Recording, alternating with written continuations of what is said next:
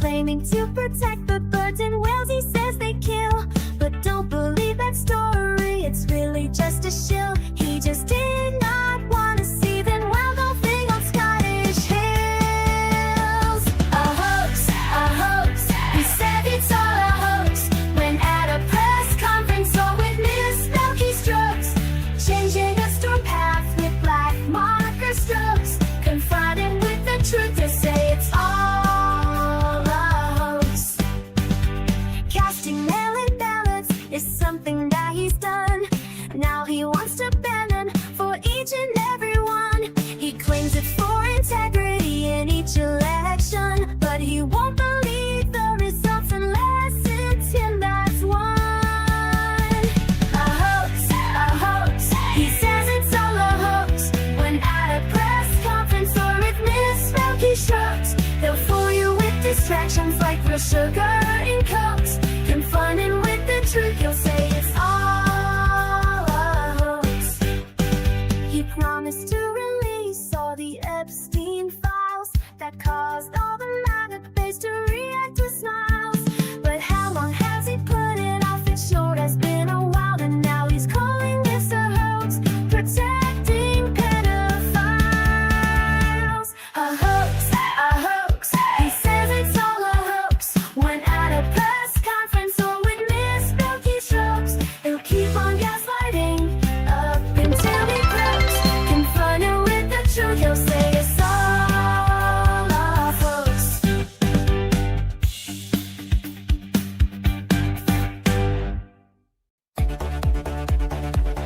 Trump piled debt, trillions tall.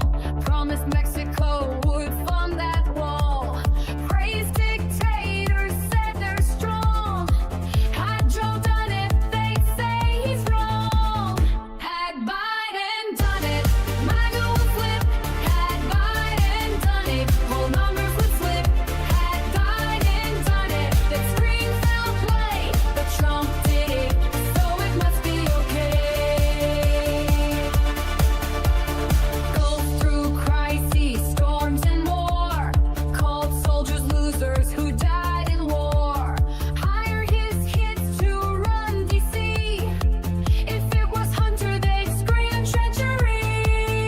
Had Biden done it, MAGA would flip. Had Biden done it, the numbers would slip. Had Biden done it, Fox News would say right vague. But Trump did it, so it must be okay. Love Kim Jong-un, he wrote love letters that take the guns first, lose those rights forever. Signed you spending bills with glee. Had Joe done that, it'd be tyranny. Had Biden done it, MAGA would flip. Had Biden done it, whole numbers would slip. Had Biden done it, they child up today. But Trump did it, so it must be okay.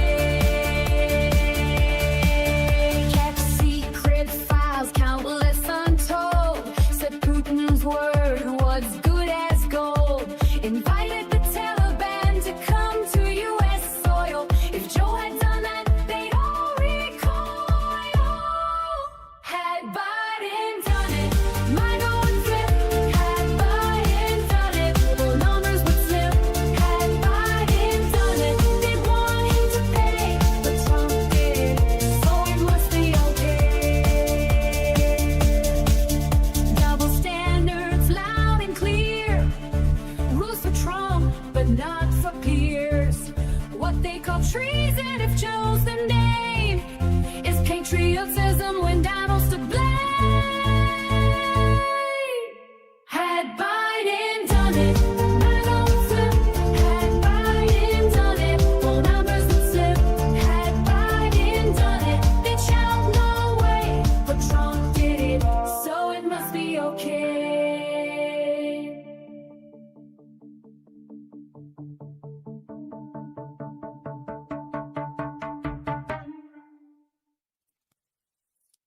This just in. A sudden spike in logic levels across the city. Citizens report seeing a man with glasses and a podcast mic. We go now. Live to Liberal Dan.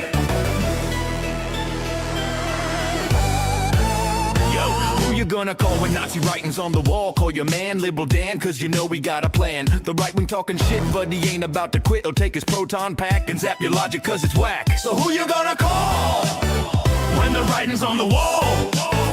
Call your man, Liberal Dan, and the rhetoric will fall. It's being reported that Liberal Dan is setting up what appears to be some sort of straw man containment field.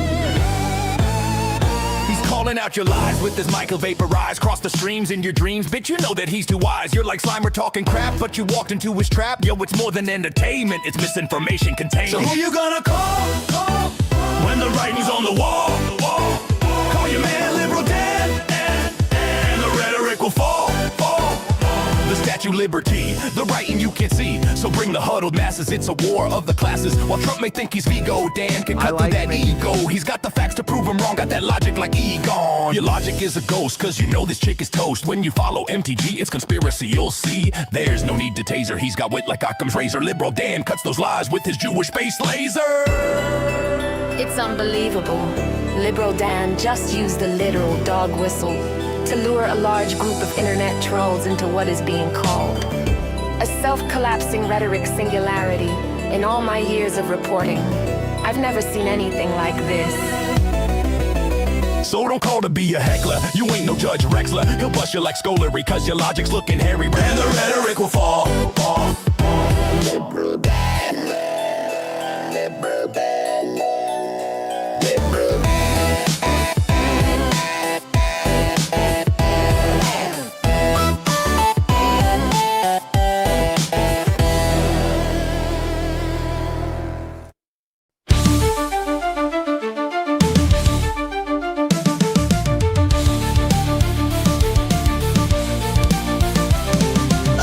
Proclaimed king, a groper in chief, stealing our country, a crooked orange thief.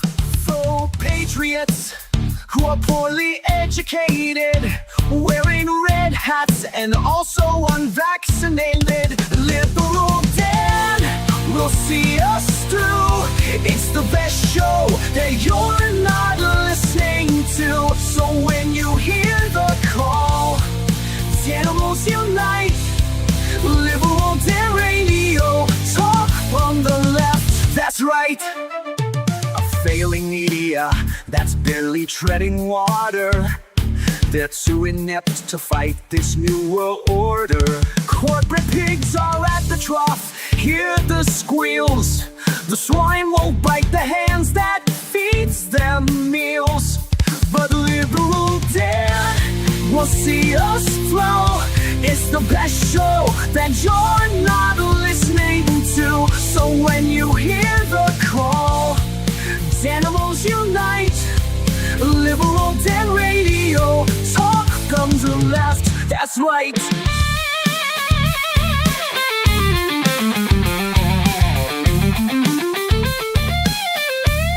A leftist voice on air, exposing MAGA treason, breaking through their lies with facts, logic, and reason.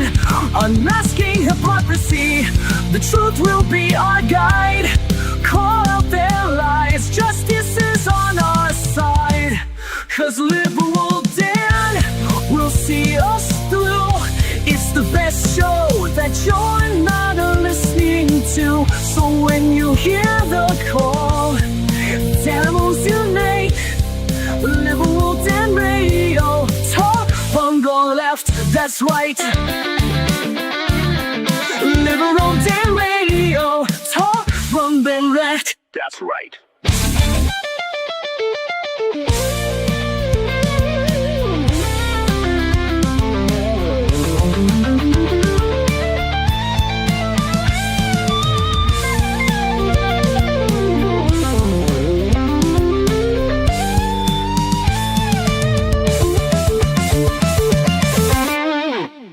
Welcome back to Liberal Dan Radio, talk from the left, that's right, and I have just turned the big 50. I am 50, so I feel old, and apparently my mother feels even older because she called to wish me happy birthday, and I was like, well, how does it feel to have a 50-year-old son? And she's like, oy.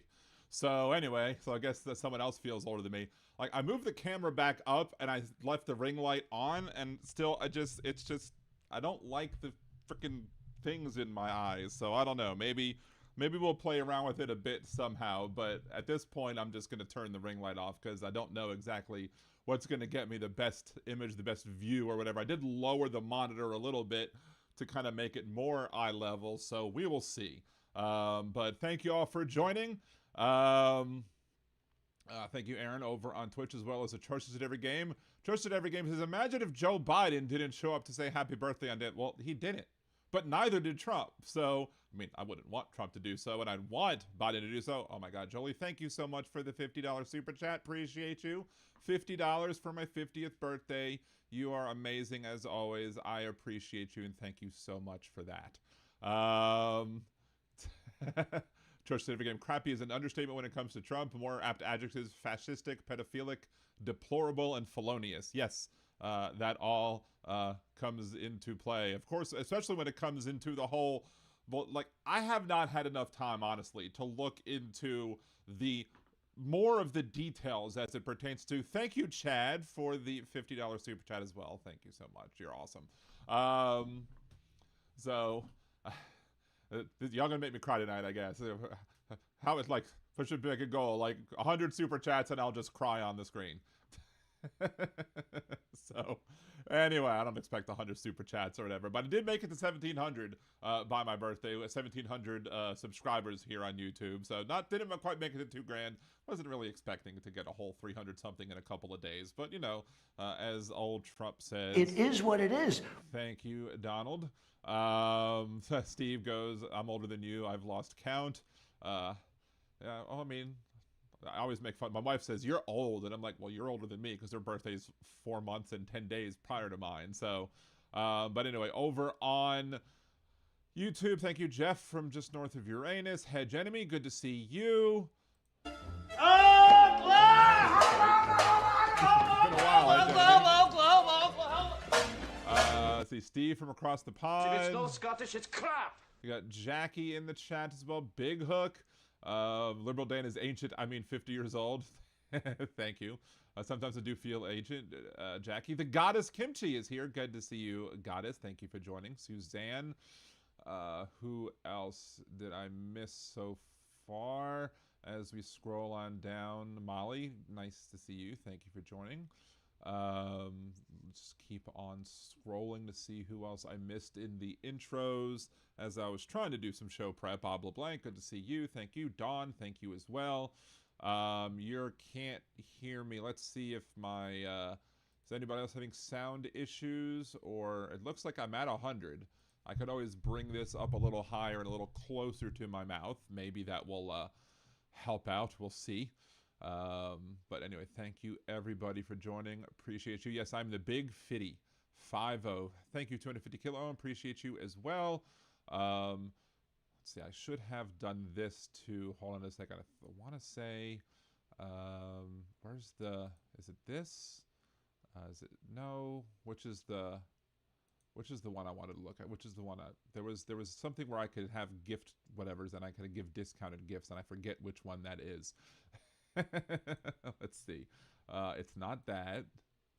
It's not that. Let's see. Is it that? I don't think it's that. Anyway, we will see. By the way, Trump gish gallop so much stupid shit, figuratively, literally. It's often hard to keep track. We still don't have a full Epstein files and explanation of the previous redactions. Exactly.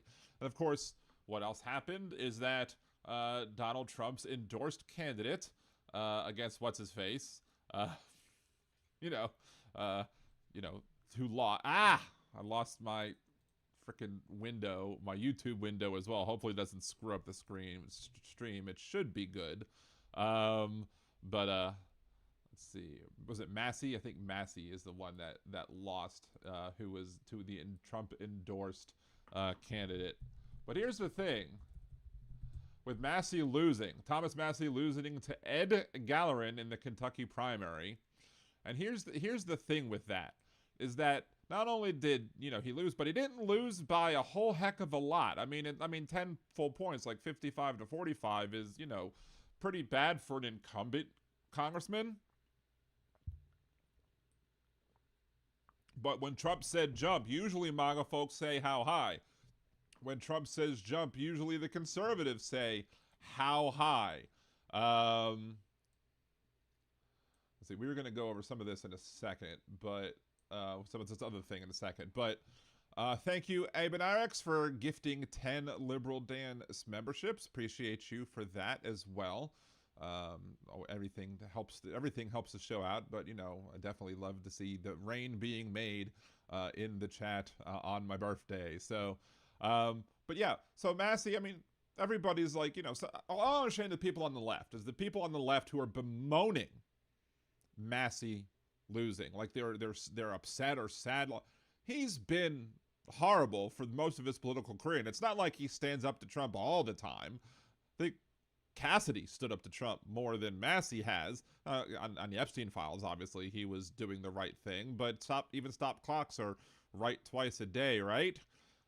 So, you know, I'm all for the Republicans eating themselves. I'm all for getting the most extremist candidates out there running for Congress and for the Senate, so that the Democrats in those districts have an easier time winning. I'm not going to say the Democrats will win the Massey seat. I'm not saying the Democrats will, win, the Louisiana Senate seat. I mean, that's a stretch. That's pretty far-fetched, especially if you don't put up somebody who is like a blue dog conservative Democrat like John Bel Edwards, the last governor, was.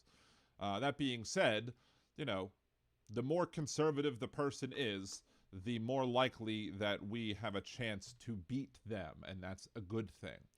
So I don't understand any of the Democrats or leftists or whatever who are somehow saying it's bad that Massey lost. We want the people in the Republican primaries to win, and we want the people who are Republican to win their primaries. We want them to be the most conservative possible.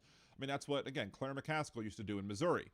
She would run ads that basically attacked the more conservative candidate in the Republican primary, saying how horribly conservative they are, which would work as ads in favor of these Republican candidates so that they would win, so that she could beat them in the general election, because she would have an easier time defeating a far extremist right Republican than she would a more centrist one. So, I mean, it's a decent strategy. It's a good strategy, and it has paid off. I mean, does it work all the time? No, you have to be careful when you use it. But that being said, the other benefit of, let's say, for example, now that Bill Cassidy is not going to be the senator from Louisiana, and we're either going to have Fleming or Letlow as our senator in that seat, even if the Democrat who comes out, which, there's still a Democratic primary to happen as well, but even if, I'm assuming it's going to be Jamie Davis that wins, because he's the one that got the almost 50%. The other two were fighting, like it was this close to determine who was going to be the second place person. And now, honestly, if you're in the Democratic Party and you support, the idea of let's get behind the person who's in the lead, by all means, drop out and let Jamie Davis have it. I mean, that would be great, because he was almost there, and the odds of you picking up almost all of your other opponents' picks is very slim to none. Now, when it comes to the Republican primary, by all means, Fleming, try and get that. Try and make up that difference, because who knows, maybe Letlow's top is 40-something. I would really like to be able to see what Letlow's full support is, because the Cassidy folks don't seem like they would want to vote for Letlow, because they were calling her liberal Letlow, even though she's not. I don't think they would want to come out and vote for Fleming, but maybe they will vote for Fleming, and as such then come out in the general election against whoever the Republican nominee is, because they're going to rebel against Trump, who went after their guy. And if 25% of the Republican electorate is that mad at the Republican Party that they're willing to switch and support the Democratic candidate, that would be a huge thing to happen. I don't know if that'll happen, but that would be a huge thing to happen. But yeah, look, and even Paxton, the idiot moron, the murder enabler, and I say murder enabler because he wants to allow people to die who have dangerous pregnancies, as we saw with the Kate Cox case. He has the endorsement of Trump against Cornyn, And polling is already showing that he will lose in the general election if he is the nominee. But again, there's enough people in the Republican voting bloc that will support Trump no matter what. But as we're seeing, again, with all of these elections that have took place at the general elections, Trump-endorsed candidates are underperforming Trump by 10 or even 20%. Like these districts are failing. And when they weaken the districts to make them more Republican friendly in a normal time, it makes it even more possible that the Democrats may be able to get some surprise pickups as well. I think right now the polling is showing that the Democrats, if the election was held today, the Democrats would end up with 52 seats in the Senate. I don't know exactly how many seats would end up in the House because we don't know what the districts are going to look like because the Republicans have not finished their gerrymandering. So... Hey, Tim, good to see you. I missed a couple of our people. Elizabeth, thank you for joining. Good to see you as well. I think I got everybody so far. Thank you, Jen, over on Twitch for doing that. Like, Paxton is demonstrably worse and lower chance of winning. I still don't have faith in the Texas electorate. Oh, I don't either. I mean, they elected Abbott, for Christ's sake. They elected Paxton statewide, for Christ's sake. And the Republican legislature protected Paxton from getting impeached, even though, you know, if a Democrat had done it, they would have absolutely removed him from office. But because a Republican did it, it's okay, which I guess is borderline close enough too. Had Biden done it, MAGA would flip. Had Biden done it, whole numbers would flip. Had Biden done it, that scream foul play. But Trump did it, so it must be okay. Now, of course, if you want more bang for, if you want to support the show and let it be known that everybody is supporting the show, which is again increase the super chats help the algorithms, I'm sure. You can please, super chats, gift memberships, etc. That's a great way to support the show. But if you want to get the most bang for your buck, Venmo Liberal Dan on Venmo, and that will be, that's I get to keep all of it as long as you send friends and family, as opposed to YouTube keeping some of the super chats. But I do appreciate it. Let's see. Suzanne goes, I think I'm being shadow banned. I think I'm shadow banned as well. Like everywhere. Like I don't understand why I can't seem to grow on TikTok. I can't understand why, I'm so turtles crawl slow growing on YouTube. I mean, look, it's better. It's been better since I started using the clipping tool to be able to put all the shorts out there. And some of my shorts reach like up to 500, almost 1,000 views, which is much more than I used to get normally on some of my videos, let alone in just a day. Let's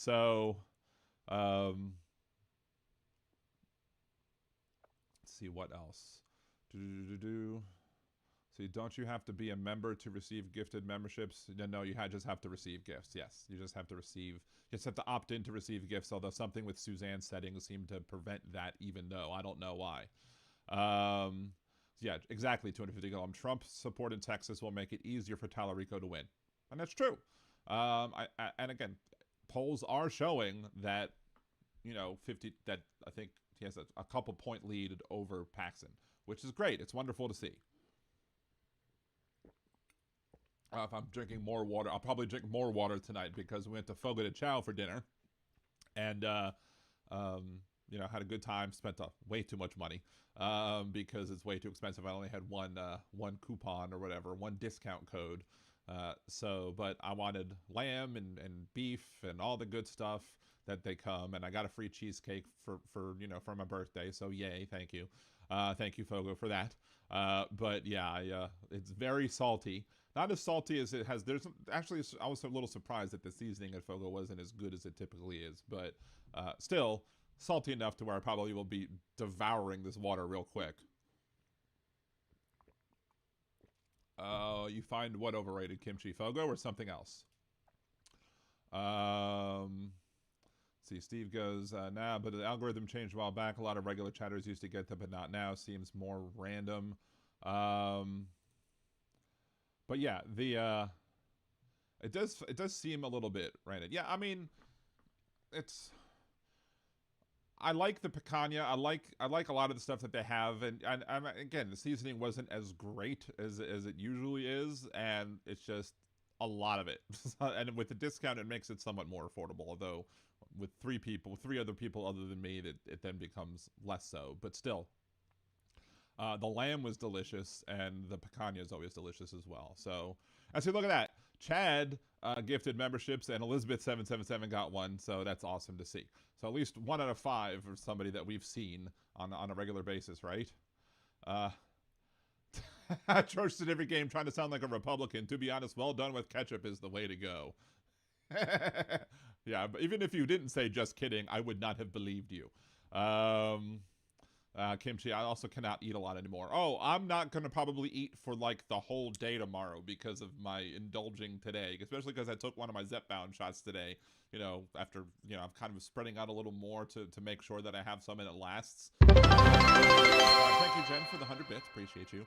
I've been kind of spreading out the Zepbound or the Tirzepatide or whatever, you know, to make it, you know, last a little longer, giving all of the people who are trying to work on getting me, you know, my prior authorization finally approved. Although I started this process March 5th is when they filed the prior authorization, and it is now May 20th, obviously, and I still don't have my Zepbound, so this is taking for fucking ever, and it's ridiculous. Anyway, Aaron, I have the stomach the size of an egg. I know about not eating much. Let's see. Hey, but Alex, a splurge for you, Chinese food. I was thinking Chinese food. I was thinking about going to a Chinese food place because there's one place that that does gluten-free Chinese food as well, because I have to take that in consideration when I'm eating out with my wife.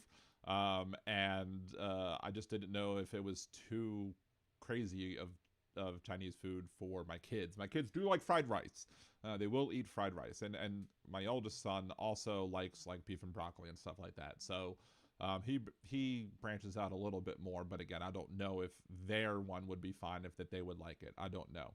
So let's see. I have this redeem jewels option. I think it requires me to buy more because the amount I have accumulated is insufficient. Well, you know, are you feeling like a Republican because you lack the jewels to be able to, you know, contribute? Oh my. Sorry. I don't know if that was worthy of an oh my or not, but you know, but It is what it is. thank you, Donald. Who was laughing at penguin biscuits last week? Well, get it up. Yeah, I bought a pack so good. I eat 2 out of 7 so far. Would you like to hear a pack joke? Sure. Let's hear a pack joke. It's always good for humor. I'm always up for humor, right? So, anyway, but back to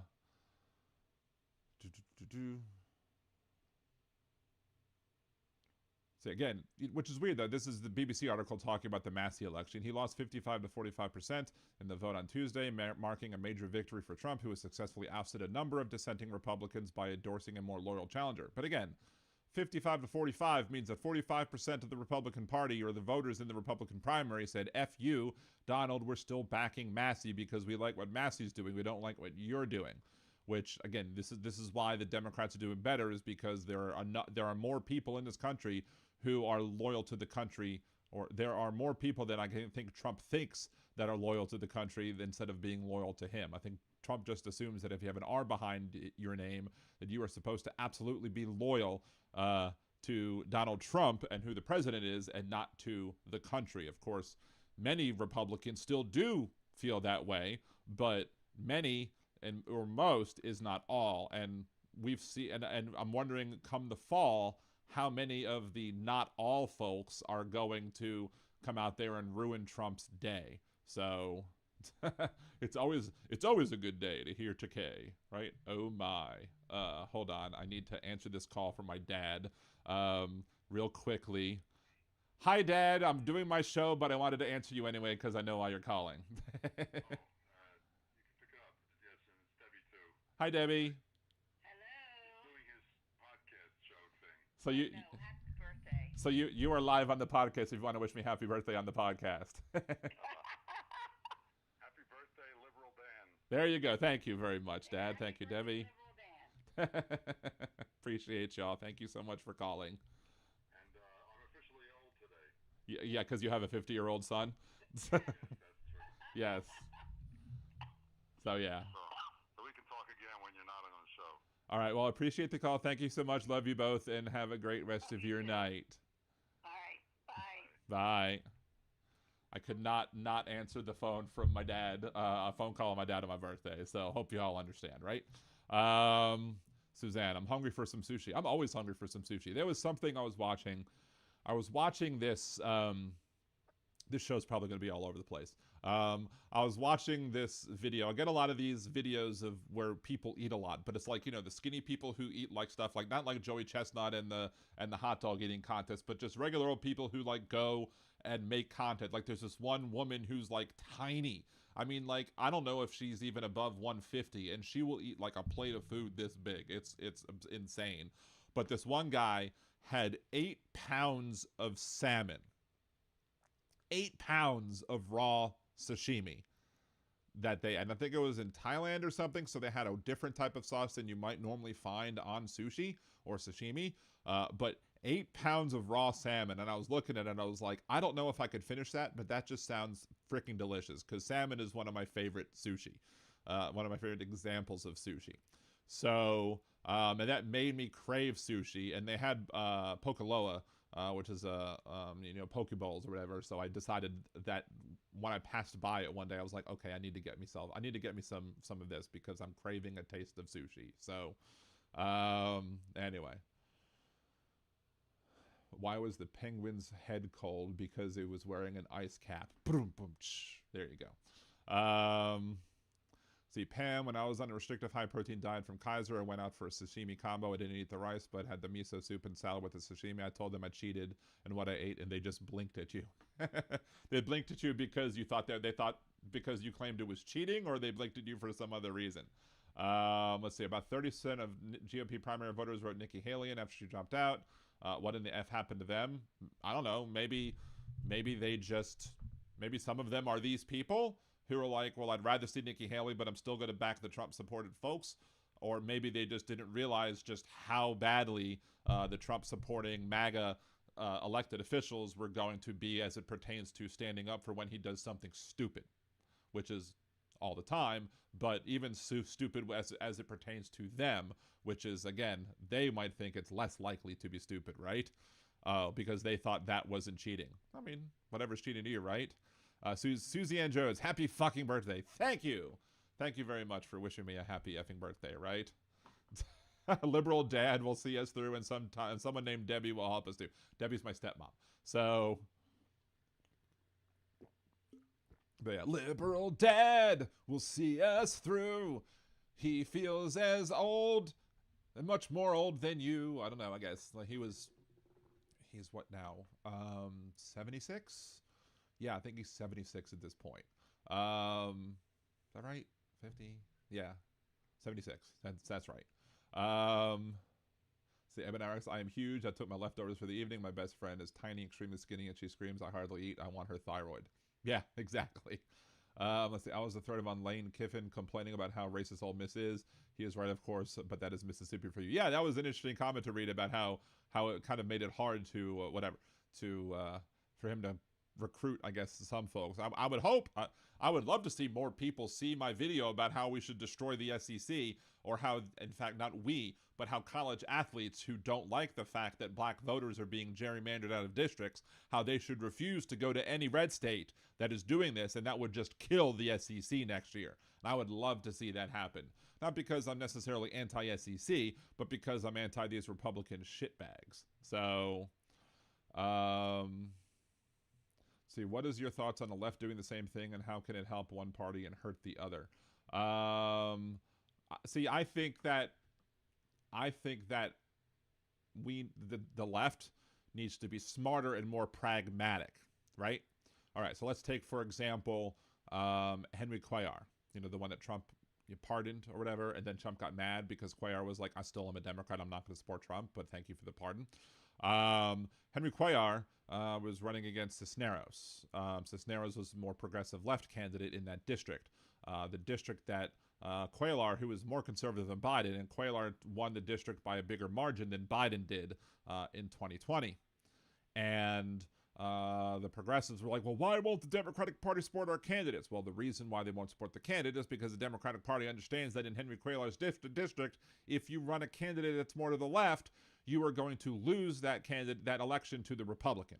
But if you run a centrist Democrat in that seat, then you are going to win, because that's the political makeup of that district. And don't blame the Democratic Party for having a gerrymandered district. Blame the Republicans for gerrymandering the district in such a way.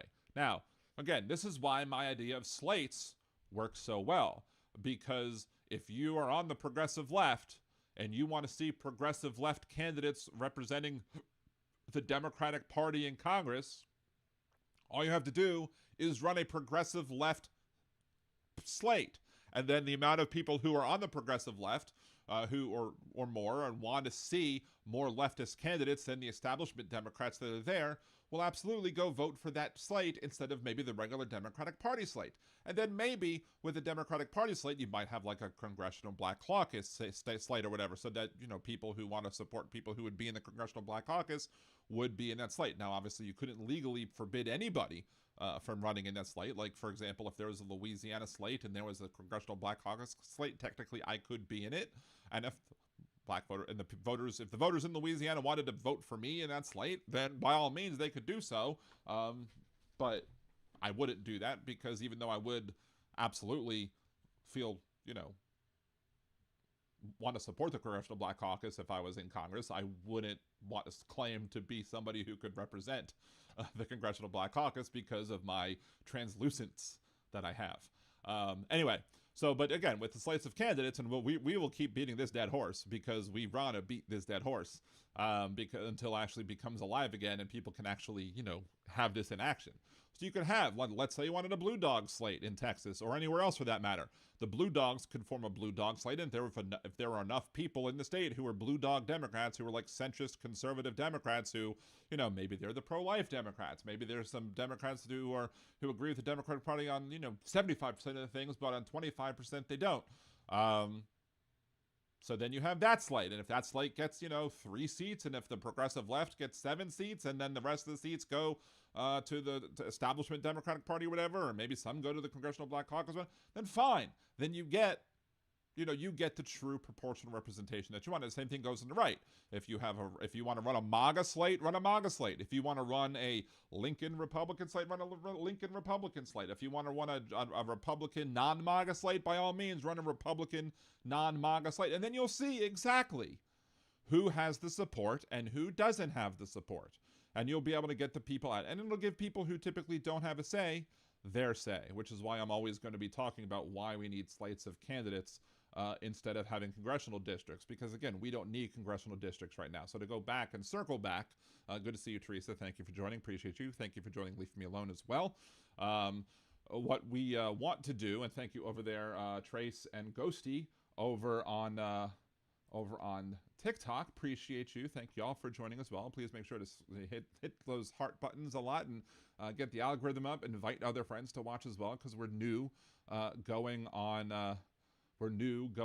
to TikTok but you now finally get to see what everybody else sees, which is this, you know, the OBS screen or whatever. But anyway, and yes, it helps the algorithm, and Al Gore needs more rhythm, as we like to say on Liberal Dan Radio. Talk from the left, that's right. So, but yeah, so to circle back to Chad's point over on YouTube, and again, thank you, Chad. For some reason, I'm on top chat, not live chat, so that would be helpful to see more of the comments. Anyway, so to circle back to Chad's point or whatever, yeah, I think that there are districts where, you know, if you run somebody too far to the left, that it hurts the Democrats because of the way that the districts are drawn.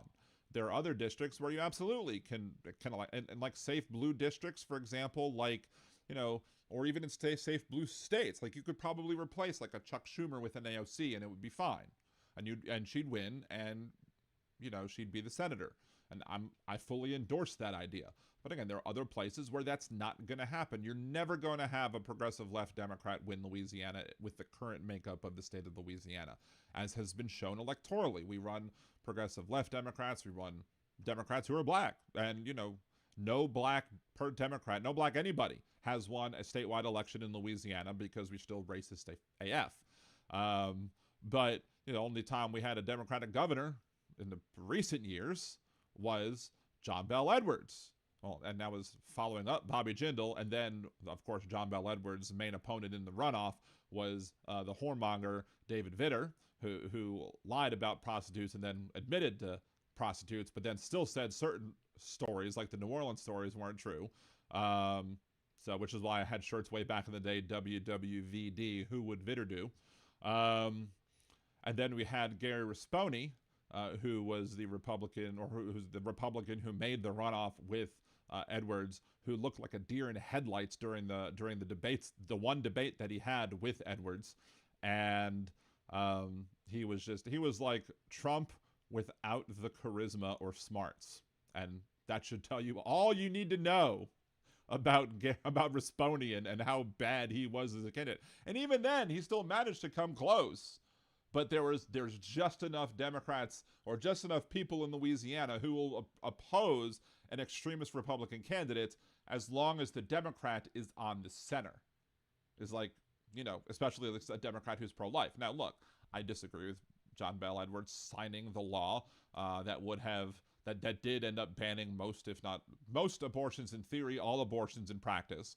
I absolutely disagree with his decision to do that. The only thing that he did on that legislation that was a saving grace is he made the wording a little bit different from the Texas rule, not enough so that it would stand on its own and not be considered differently from the Texas law, but also he made it so that the wording said implantation and not fertilization, and as such he didn't want to risk the morning after pill becoming against the law, because some people falsely believe that the morning after pill can prevent implantation of a fertilized egg or whatever,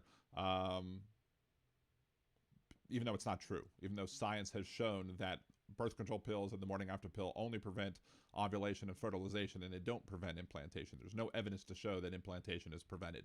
That used to be the belief, but it's not anymore by the scientists, but people have not caught up with the science. Shocking, I know, right?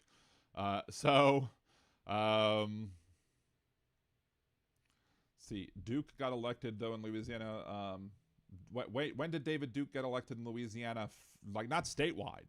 David Duke lost statewide to Edwin Edwards, the crook. They literally had slogans that said, "Vote for the crook, it's important," in Louisiana, because that's how much people felt like it was important. Like, they would acknowledge that John Bel Edwards was a crook. And one of the things that I thought was a missed opportunity for the Democrats is, none of us really believe that Hillary Clinton was a crook. But Donald Trump was like, "We cannot have crooked Hillary. Crooked Hillary's too crooked. What about the emails? All the emails and her server. It's so bad, so terrible, blah, blah, blah." Instead of trying to fight Trump on that, we should have just said, because Trump's a bigot too, who took a very long time to denounce David Duke in the first place. But we should have just said, for Hillary, vote for the crook, it's important. Not because we believe she's a crook, but just to take the talking point out of their heads. And maybe that would have been enough to flip the switch. But then again, I don't know, because we were still effing sexist. And, we rejected Hillary Clinton. We rejected Kamala Harris because, again, we're sexist and are racist. Exactly, easy. Better a crook than a racist. 100%. See, Elizabeth, Micro Johnson got elected unopposed in Louisiana, if memory serves. It's possible. I don't remember if anybody. I know somebody is challenging him this time, but of course, as we found out on Monday, as we were talking about Monday, the congressional elections were supposed to be closed primaries for Democrat and Republicans, but it was made into an open jungle primary at this point. That's going to take place probably on the regular election day, if for some reason not sooner, because they wanted to have enough time to do their shenanigans and redraw the lines and be racist again. So, hey, Christina, good to see you. Thank you for joining. Catherine, good to see you as well. Thank you for joining too. Thank you for the happy birthday wishes, everybody. Easy. I thought the win statewide might be. I think he may very well have won a seat for Thank you, Molly, for the $20 super chat. He may very well have won a seat in the legislature. I don't remember that. I wasn't there at the time. I wasn't there when David Duke was an elected official. Now, I did hear about the whole gubernatorial election. I remember seeing that way back when, because I remember seeing that Louisiana had a choice between a crook and a Klansman, and I was like, oof, who would want to live there? I guess me, because I went to school there, and then I found the love of my life, and I stayed. So, anyway, it happens. So Louisiana is the worst, dead last in almost everything. Yeah, dead last in all the good list and first in all the bad lists. We're number one when it comes to being shitty. That's for damn sure. So, see, Susie, I'm sorry this is giving me a headache trying to read it, but I'm just listening. Happy birthday again, Dan. Well, thank you again, Susie. I appreciate you and all the support you give the show, and especially with you sharing the links and all of the channels in which you moderate. So I do appreciate that, and you and Andrea and CSL and Mark P and all the other folks who do share the links and try and promote the show as much as possible. So, see, Stephen Colbert last night burning down the house. The House of Representatives, that would be nice. Let's see, Dems did a sort of thing with the nasty woman mugs, but Americans are too fucking misogynistic. I agree. The whole lot of hormonal birth control should be banned if they say life begins at conception, fertilization. But that's the thing.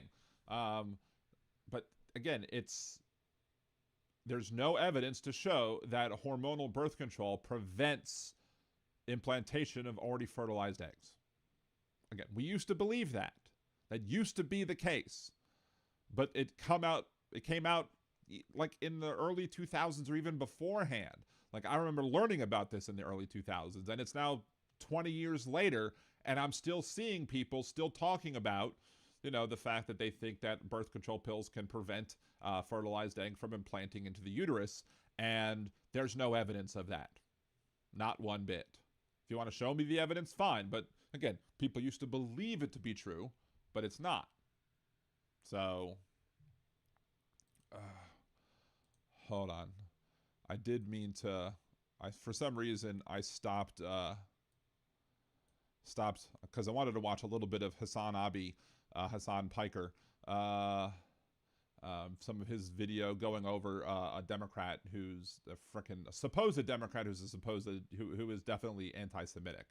So, big hook, life finds a way. Yes, thank you, Jeff Goldblum. See, Vivek is not racist, it seems, but he's very anti-youth, even though he is what Man Bear Pig? Candidate Man Bear Pig? Yes, Duke won a seat in the House of Representatives. Okay.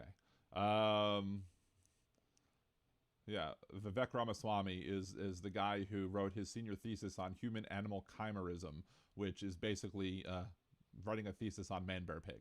So, which is hilarious. Anyway, so Hassan Piker has his moments. Sometimes Hassan Piker says things that I disagree with. But let's talk about why we're going to talk about this Hassan Piker video. According to Texas Tribune, Maureen Galindo is running in the Texas 35 runoff. Democratic leaders are condemning Texas congressional candidate Maureen Galindo over her latest round of anti-Semitic comments. Galindo finished first in the Democratic primary for Texas's 35th congressional district and is in a runoff election against Bexar County Sheriff's Deputy Johnny Garcia. Democratic leaders in Washington and Texas have backed Garcia amidst a mysterious six-figure advertising campaign to boost Galindo, a sex therapist and housing advocate. I mean, I don't understand why the sex therapist part is relevant, except if you're just trying to say what her job is. And I mean, maybe good for you for being a sex therapist or whatever. I just don't know, if they're trying, we shouldn't be condemning her for her occupation. We should be condemning her for the crappy things that she says. So last weekend, Galindo said in an Instagram post that she intends to write legislation to turn Karnes ICE Detention Center into a prison for American Zionists and former ICE officers for human trafficking. Now, I have no problem with ICE officers, getting detained for human trafficking if those ICE officers were participating in human trafficking. Absolutely. And anybody should be locked up for human trafficking, regardless of if they're ICE officers or not. Now, I may not be a Zionist in and of itself by the definition that many people use for Zionism, which includes the support for the settlements, which I absolutely do not support. I'm not so vociferously against, one I don't think any religious ethno-state should exist. And I have a problem with people who are focusing on one specific religious ethno-state while not going against all the other religious ethno-states who also support horrible actions and murdering people and everything like that. So I have a big problem with the people who are just only like, for example, the ones who try and, be apologists for Hamas. Like what Hamas wants to do is they want to replace the state of Israel with a Muslim religious ethno-state. That's not any better and might very well be worse. Thank you, Mark P. Appreciate you for the $10 super chat. You are awesome. And I also appreciate you all the time for whenever you share links and everything on the places you moderate as well. So you are very much appreciated, Mark. Thank you so much. Anyway, so also what she says, which is kind of hard to take her seriously, it will also be a castration processing center for PDF files, which will probably be most of the Zionists. Again, I don't know why Zionists are automatically considered to also be pedos. That is a problem, because to me, this is now getting into the whole thing of, are you conflating Judaism with Zionism? There is overlap. There are Jews who are Zionists, but I would argue that there are many more people who are not Jews who are also Zionists. But she seems to be pushing herself into the whole category of, Jews are horrible and repeating all of the horrible things that are said about us Jewish people. TikTok, if you're fucking gonna, remove this video because I said something about what people say about my religion, you can go F yourself. Anyway, I haven't seen anything yet, but I get the weirdest frickin' notifications sometimes as to why videos aren't pushed on TikTok. So anyway, it will also, let's see, the proposal is the latest in the line of anti-Semitic comments Galindo has made, which includes saying that, that we run Hollywood and that we worship the so-called synagogue of Satan. We don't actually believe in Satan, you dumb fuck. Flood of Democrats from House Minority Leader Hakeem Jeffries to New York Representative AOC to Texas Democrat nominee James Tallarico have condemned Galindo's comments, and they've slammed Republicans for their seeming affiliation with the pop-up PAC spending hundreds of thousands of dollars on her candidacy. Again, so what they're doing, they're basically trying to pull a Claire McCaskill thing, which is, let's spend money endorsing the candidacy of the most extreme of the person. But again, I'm not even going to say that Galindo is an extremist leftist, because you cannot be a leftist. You cannot really claim to be a leftist. And I will absolutely gatekeep this. You cannot claim to be a progressive, to be a leftist, if you support bigotry. Period. End of story. If the moment you start spouting bigotry of any kind, you lose your leftist cred. Simple as that. Let's see. The runoff is highly consequential for both parties. Republicans in the legislature redrew San Antonio area to turn a district that Vice President Harris won by over 33 points into one that would have backed Trump by a margin of about 10. And of course, if it would have backed Trump by 10, and here's the interesting thing again, this district would have backed Trump by 10, but Trump-backed candidates are losing, are underperforming Trump by at least 10, if not more, points. So if they would have backed Trump by 10, and you're now losing ground as a Trump-endorsed candidate because of how poorly he's polling nationwide, then this district could still very well be won by a Democrat because of how Trump-backed candidates are underperforming Trump's total numbers. Advertising dollars have poured into the seat, which include parts of Bexar County and rural counties to the east. Backing both candidates, all of the pro-Galindo spending has come from the Lead Left PAC, a pop-up group that was formed in early May and has not yet had to disclose donors. Lead Left PAC appears to be tied to the GOP. Punchbowl News reported that the metadata on the website initially linked to WinRed, a major Republican donation platform. Lead Left PAC has not responded to questions about its donors or what entities are behind it. The PAC spent $600,000 on broadcast, cable, and additional funds on mailers, boosting Galindo and bashing Garcia. Madison Andrus, a Democratic Congressional Campaign Committee spokesperson, called seeming GOP interference on Galindo's behalf extremely dangerous, no matter what your politics are. Using virulent anti-Semitism for your own partisan gain is nothing short of disgusting.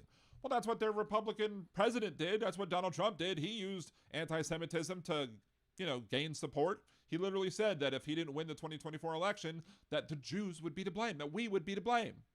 That's what he said. Those are his words. So if you want to have a problem with the anti-Semitism of the Republican Party, look at the source.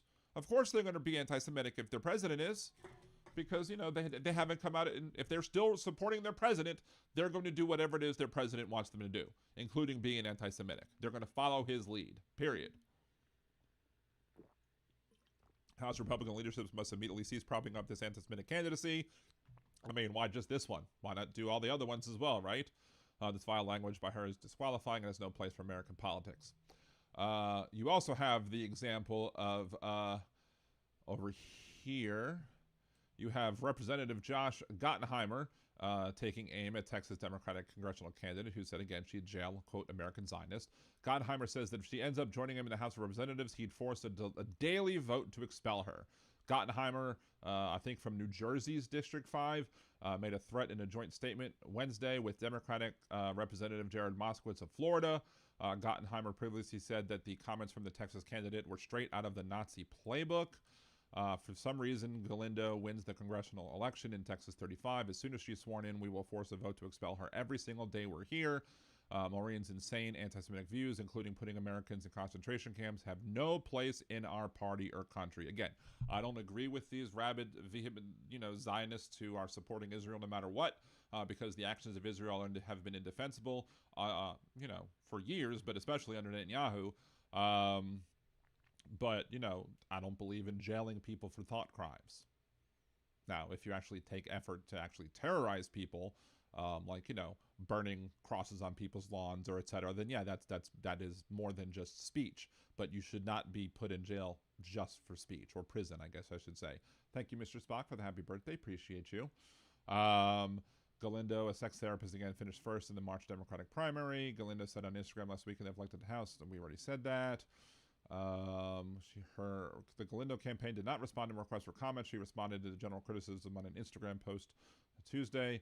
She goes, when I say I want billionaire Zionists in prisons, that does not mean I want Jews in internment camps. If you are a Zionist, meaning that you believe that you are entitled to land or someone else's entitled land based off of your religious beliefs, and that you'll kill off all of the Semites for it, again, not using the correct term, because anti-Semite means anti-Jewish person.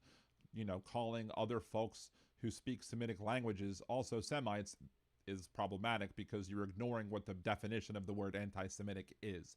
Anti-Semitic was created by Germans who originally called themselves Jew haters, but didn't like the pushback they were getting on how mean that sounded, so they just came out with anti-Semite as well. Thank you, Jan, for the birthday wish. Appreciate you. Let's see. Last week, Gottheimer published, please. Too many Democrats are noticeably and shamefully silent when anti-Semitism comes from the far left. At a moment when the Anti-Defamation League is reporting a surge of anti-Semitic incidents in the past 3 years, it's a glaring double standard. Hate is hate. It doesn't get a pass because it comes from your side of the aisle. Exactly, and I said in one of my videos, earlier on in the whole conflict between Israel and Hamas, and Israel, bombing the hell out of Gaza after 10/7. Which, is basically, you cannot fight bigotry with bigotry. If you use bigotry to fight bigotry, then it's not going to work, because you're just promoting more bigotry. You're not ending bigotry, you're multiplying it. And it's wrong.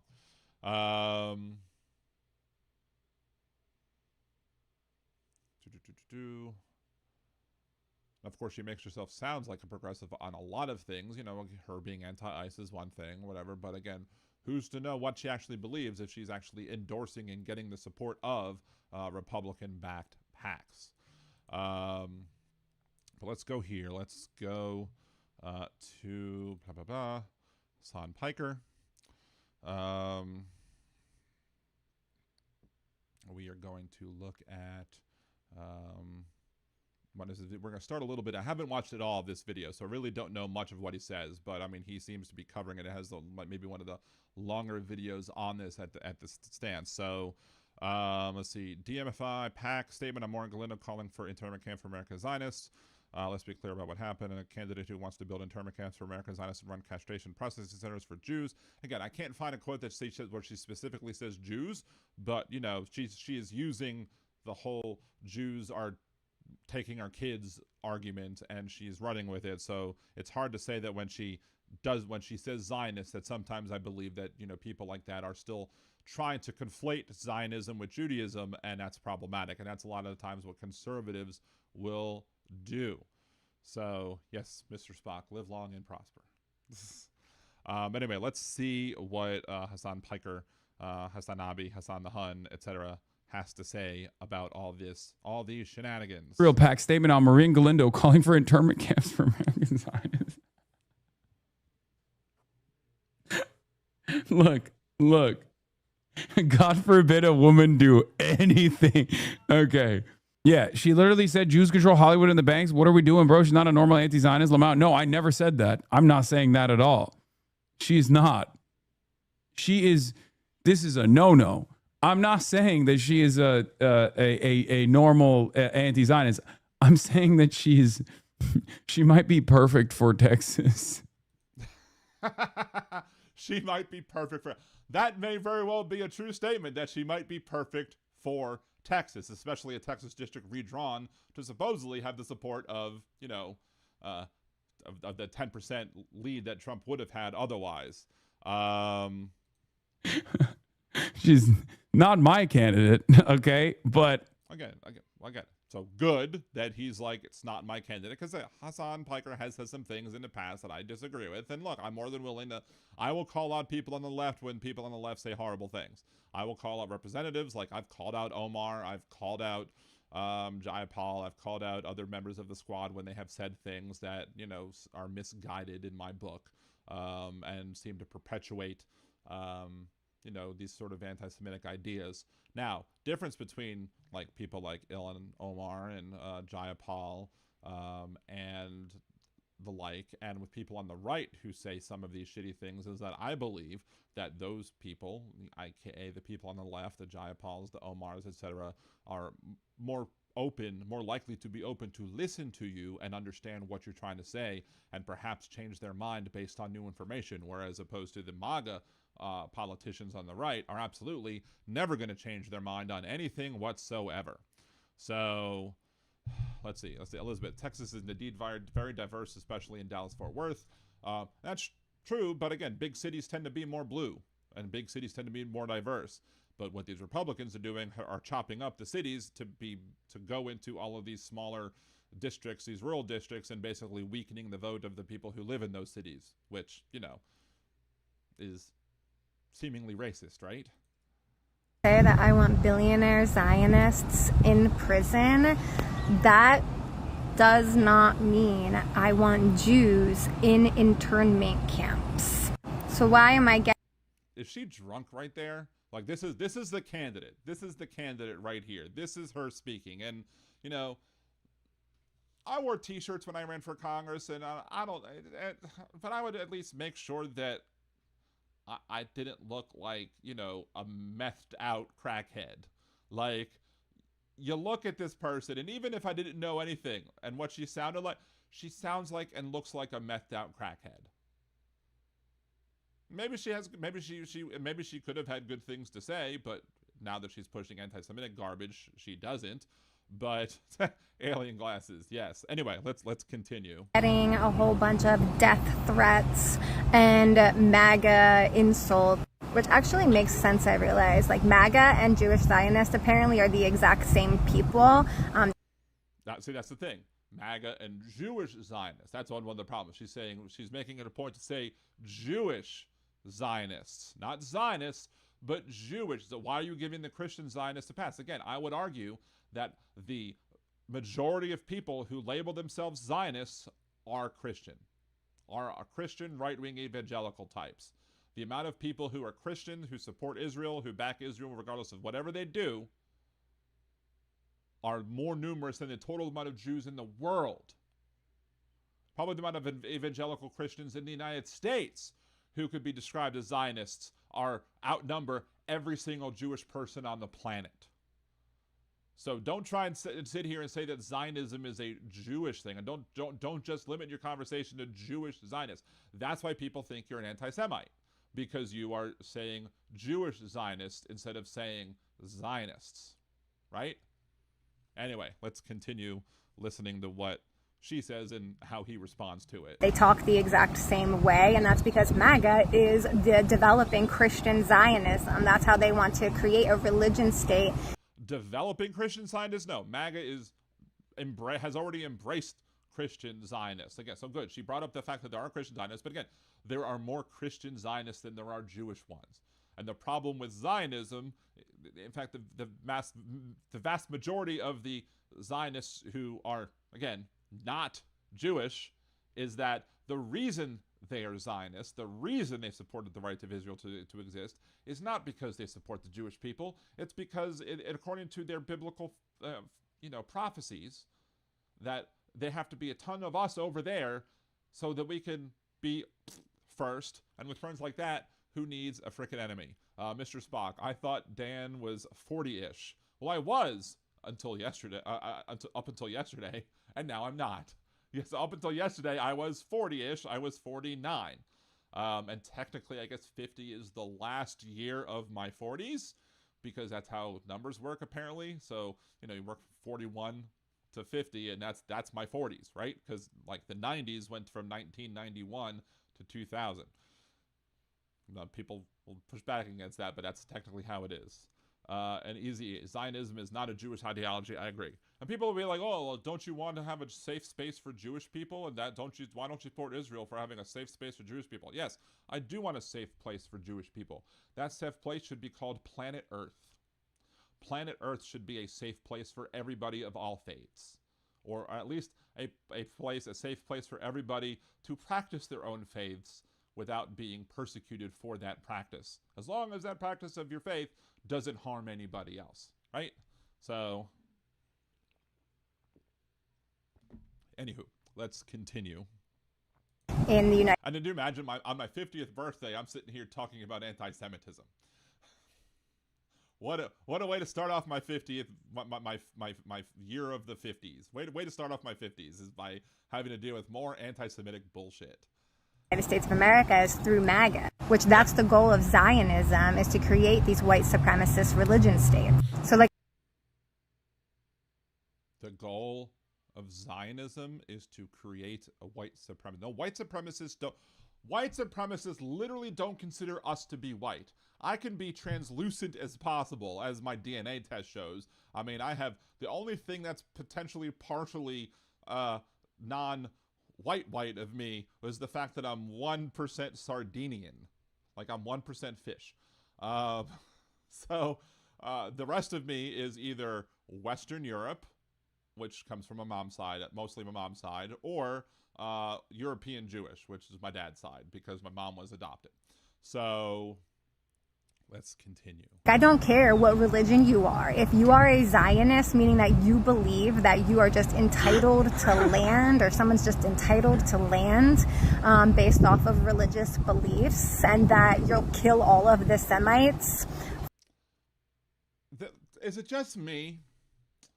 Or does this person sound like, a person who's attempting to be the new Marjorie Taylor Greene or something, but on the other side? Like, she's trying to be the one for the left.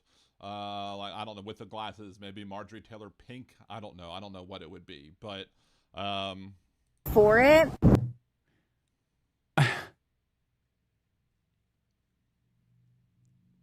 Why is she wearing those toy glasses? I mean, exactly. I mean, yeah. The reason why she wears the toy glasses is probably because she sounds like she's trying to hide a hangover, or maybe she's trying to hide the fact that she has bloodshot eyes. Maybe she's overly high or something. I don't know. I mean, to me, she's trying to hide something there with those horrible sunglasses. I mean, look. I know I said in the past, we don't necessarily pick on women for what women wear. Like, people like, look at that dress or whatever. Like, yeah, again, we don't pick on, typically, we don't pick on things that we wouldn't pick on men for. But if there was a guy slurring like this, wearing weird, bizarre glasses, I would absolutely pick on him for that too. So, did you expect anything different? She talks about you in the next one? No. Then yeah, I think that you're a danger to humanity and belong in prison, especially if you have the police. She also sounds a little bit like what was it? What's her face? is it Chelsea? Not Cecily Strong from when Cecily Strong would play like the drunk girl at a party on a Weekend Update or whatever. It's like, Seth, listen to me. You don't understand this or whatever. Or like when they had like these two models doing like Sunsinker yacht chits or whatever, or Sunseeker yachts, and they would like, you know, just be talking about one of the funniest bits or whatever. Like a effing Valley girl, says Jen. Yeah, like, oh my god, totally. Like, I cannot believe like these Zionists would be like this. They're terrible, and I don't understand what Zionism is because I want to conflate them with white supremacy, and white supremacists don't like Jews, but whatever. Anyway, oh my god, like totally. This like the chick that sings bad karaoke. Yes, exactly. She'll be like, don't stop believing, like all, you know, with a beer in each hand. Hold on to the feeling, street lights, people. But even worse than I do, right? Easy E, you would be a good drag queen, Dan. Stop. I did see the funniest clip the other day. Speaking of, Jimmy Fallon had an interview with RuPaul, and he was like, so you're a drag queen, and RuPaul was like a drag queen, and Jimmy Fallon looks terrified, like, oh my god, did I say something wrong? Did I say something offensive? I didn't think what I would say was offensive, and he had this look of sheer utter panic on his face, and RuPaul's like, I am the queen of drag, and I was like, that's perfect, that's absolutely wonderful. Jennifer, yeah, that wasn't bad, really. So even when I'm trying to sing bad, I can't? Is that what you're trying to say? Anyway, Liberal Jan. That would be my stage name, Liberal Jan. No, like, I think if I were going to do a stage name, it wouldn't be Liberal something. It would be something like, you know, like I'd try and do something like mock some sort of Republican politician, like call myself Rhonda Santis or something like that. Political and economic resources to make that happen.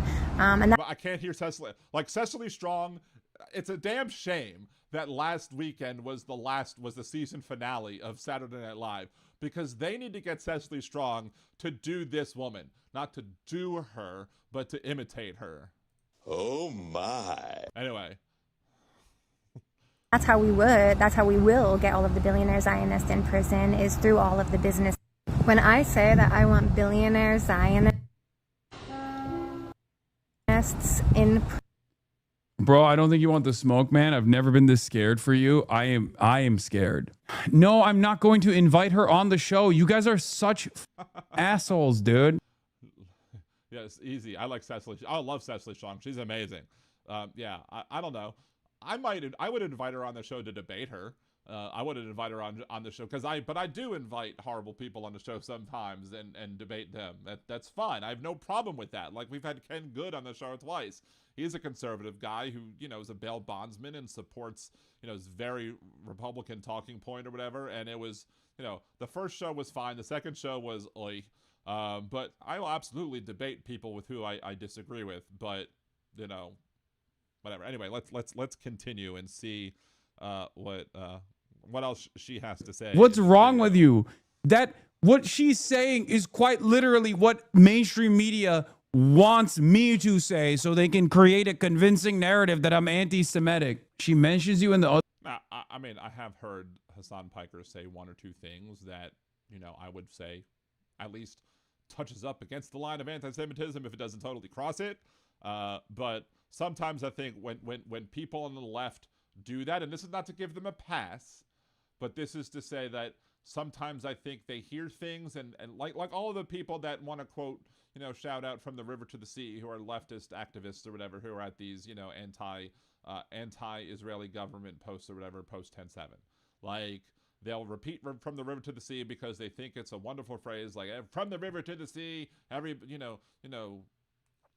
talking about whatever the rest of the actual one is. Because I keep confusing with the one that I actually prefer is everybody's safe and free. But the people who are starting from the river to the sea, who usurped from the river to the sea, are Hamas. And what they mean is when they say Palestine will be free, is what the next line is. And what they really mean is Palestine will be free of Jews living there. Because again, Hamas wants to ethnically cleanse the entire area of Jews. That's it. So when you're sitting there spouting off the words from the river to the sea, I don't know if he's ever said that, but a lot of times there are people who don't understand, and then a lot of times when you explain it to them, they'll a lot of times they will be like, okay, I see your point. So, yeah, Palestine, from the river to the sea, Palestine will be free. Where the version I like is from the river to the sea, everybody's safe and free. Their video on her page when she was in a car. Oh God. Oh no. This one? I heard that Hassan Piker is a popular leftist Twitch streamer. Popular leftist Twitch live streamer. Went in a deep dive on my anti-Zionism on his page, and I just hope that he saw that almost everybody in San Antonio agrees with me, and it's not because almost everybody in San Antonio agrees with you, I'm sure. Because we're anti-Jew. I agree. Hey, to be fair, I did say she might be perfect for San Antonio. He did. Oh, I believe her. I'm just saying. Elizabeth, Palestine needs to be free of Hamas. Absolutely. And needs to be free of Likud. Palestine needs to be free of all of the conservatives who are over there stirring shit. And it's not for me, okay? I don't live in San Antonio. I don't want to be a carpetbagger. I don't want to touch this race, okay? The SA does not f with her, but normies here like her a lot. Yeah, okay. I am... Thank you, Bible Bank, for the gift. Appreciate you. The one who also said that. I think the lesson to be learned here is if you want deep red districts or deep red states to turn deep blue, you're not supposed to actually run people who cave and capitulate on social issues. You're supposed to run cranks. I'm not befuddled that she made it this far. She gets to hit literally the largest group of voters. Okay, conspiracy cranks, which there are many of, especially in Texas. And also people who want to hear someone say that Israel sucks. Stop running candidates that say Israel is good, and you will avoid this problem. I mean, that's kind of a little bit, I don't know. I don't necessarily agree with that. Like, yeah, we shouldn't be supporting people that blindly support the state of Israel for whatever it is that they do. Like, I literally saw somebody on Twitter earlier. What did the guy say? Let me see if I can pull this up, because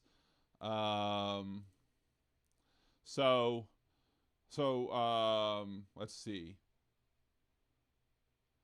AIPAC spent $9 million to take out Representative Thomas Massie. Trump mega donor spent another $7 million. It was the most ever spent on High-Cross primary races with Bernie Sanders, all because he defied Trump on Gaza and Epstein. No billionaire super PAC should not buy our elections. One person, one vote. And then somebody says in response 7 hours ago, as a lifelong Jewish Democrat, I am sickened by the Jew hatred, Zionist hate from the left. Jayapal, Omar, AOC, effing Bernie Sanders, Rob Khan, and others telling us Jews that we do not matter.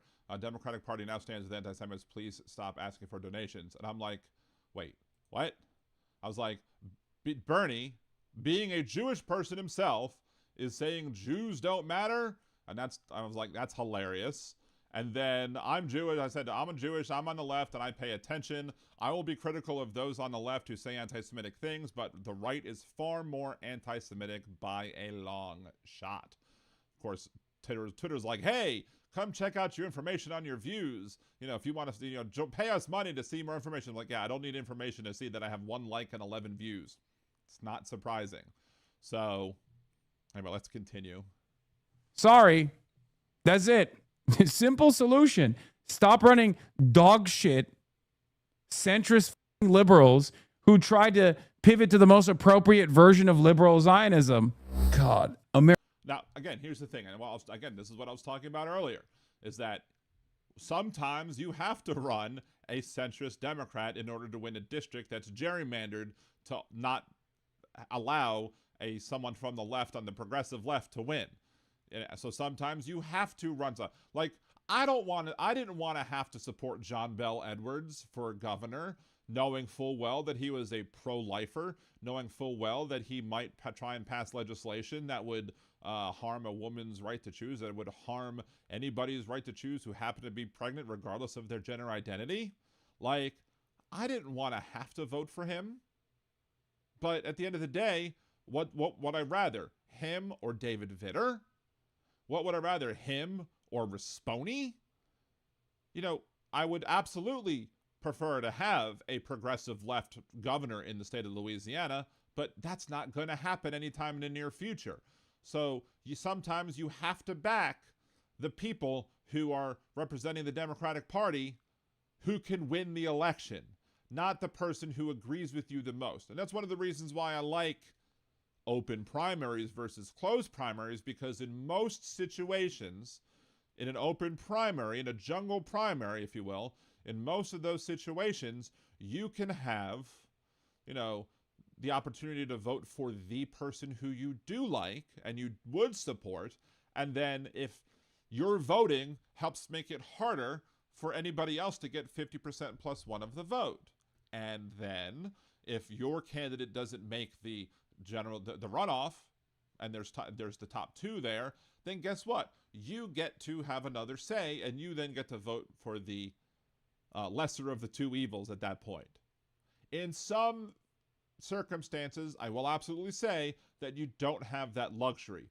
Back when I lived in the city of Kenner, and you had 3 Republicans running for mayor, and one of those Republicans was going to be the Republican who became mayor.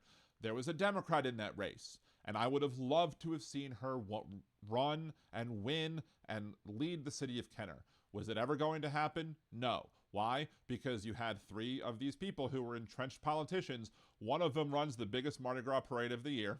One of them was the chief of police, and one of them was the current mayor who constantly squabbled with the chief of police. So pretty much you had the people who were diehard supporters of the mayor, you had the people who were diehard supporters of the police chief, and I was not anti-police. I was sitting there as one of the reasons I moved to Kenner was because they were a very safe city to live in.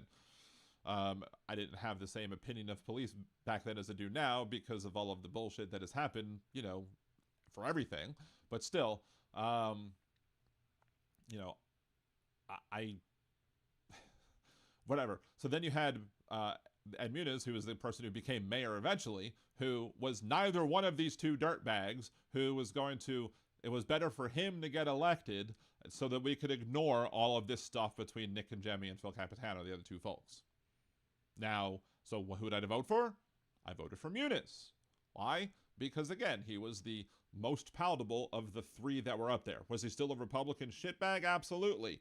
But he wasn't going to be the worst of the 3 of the people who had the possibility of winning, so that's why I cast my ballot that way.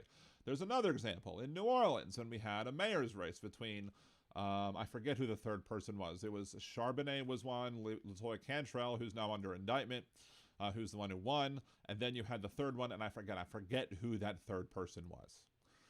But he didn't make the runoff. Charbonnet was basically a Republican in Democrats' clothing. She paid for a mailer that not only advertised the fact that she was endorsed by the New Orleans Republican Party, but also she also put somebody else on the mailer who was running for a statewide seat. I'm like, you are literally supporting a Republican with your campaign funds against an endorsed Democrat. You suck. Go away. And that's why I supported LaToya Cantrell. Of course, she wasn't the best there, but again, were there other people I would have preferred in that election? Absolutely. But you had, to me, it was like these other 2 folks who are running against Cantrell are so bad that we need to make sure that Cantrell makes the runoff. So that's why I cast the ballot for Cantrell instead of the one that I actually preferred. Anyway, let's continue having this conversation as to why. But again, just this is circling back to what Piker was saying. Sometimes you do have to support. This is why I'm a leftist. I'm a progressive leftist or whatever. I do support many progressive left policies, but I'm more of a pragmatic person than a lot of the people on the left because I understand that when you have gerrymandering in some districts, you need to support somebody who's to the right of you if you want to try and move that seat to the left. And we should always be trying to move every seat possible to the left, which means in Republican districts trying to nominate a more, centrist, maybe a centrist, even moderate or an independent. Maybe in a purple district, get somebody who's a centrist, or moderate Democrat. Maybe in a centrist district, maybe, move somebody a little bit to the left. And then maybe in a safe blue district, get rid of an establishment Democrat and replace that establishment Democrat with somebody who is, truly progressive, like how I would love to see AOC take over a senator from Chucky Schumer, right? So let's see. Easy me too. I know a progressive won't be elected in my district. It's too red in many of the suburbs. Exactly. And so you have to be pragmatic about it. Let's see. Right side Rob. Mostly the Israeli government, a bunch of systemic problems, also kind of an apartheid. As I trust the game, I agree. I want a two-state solution in every enabler in the IDF, including, but especially Netanyahu, locked up for the rest of their lives. Exactly. Like Netanyahu should absolutely be tried at The Hague for war crimes. Absolutely, 100%. Would I prefer to have a singular state solution where everybody can, live in peace and harmony and practice their own religion freely and not have to worry about, being, unalived, as you have to say, on TikTok? More on TikTok language in a little bit, because there's something else I want to talk about on tonight's show, and that's ridiculous. Good night, Jolie. Thank you. Have a good time at the doctor's appointment. Love you too. Thank you for joining me for the birthday, and thank you again for the super chat. Appreciate you. But anyway, so until we can have a situation in the Levant region where you can have a singular state where everybody feels safe next to each other, to me a two-state solution is what's going to happen, because there's too much bad blood between the sides. They have to learn how to live in peace with each other before they can actually be, neighbors in the same country. Some people have suggested maybe some sort of confederation of states or something like that, where you have the Palestinian state and you have the, Israeli state, and then those two states form together to form like a confederacy, not like our confederacy, but a confederation of those states who would then, basically vote together on the important things, but still send their own representatives. Maybe that's an also solution other than the two-state solution, or maybe it's kind of a two-state light solution, but I still don't think a singular state is realistic at this point because of all the bad blood that has been caused by, the religious conservatives that are Hamas and Iran and everybody else who wants to, back, making the entire place a Muslim ethno-state. And then, of course, you have the religious conservatives who are Jewish religious conservatives who support Likud, who want to make the entire area a Jewish, ethno-state. And then, of course, you have the evangelical right-wing Christians who want to, poke the bear and or shake the wasp's nest. Is it really a wasp's nest if the wasps are the people in the United States who are actually funding this, and the people that they're trying to get fight are not wasps? I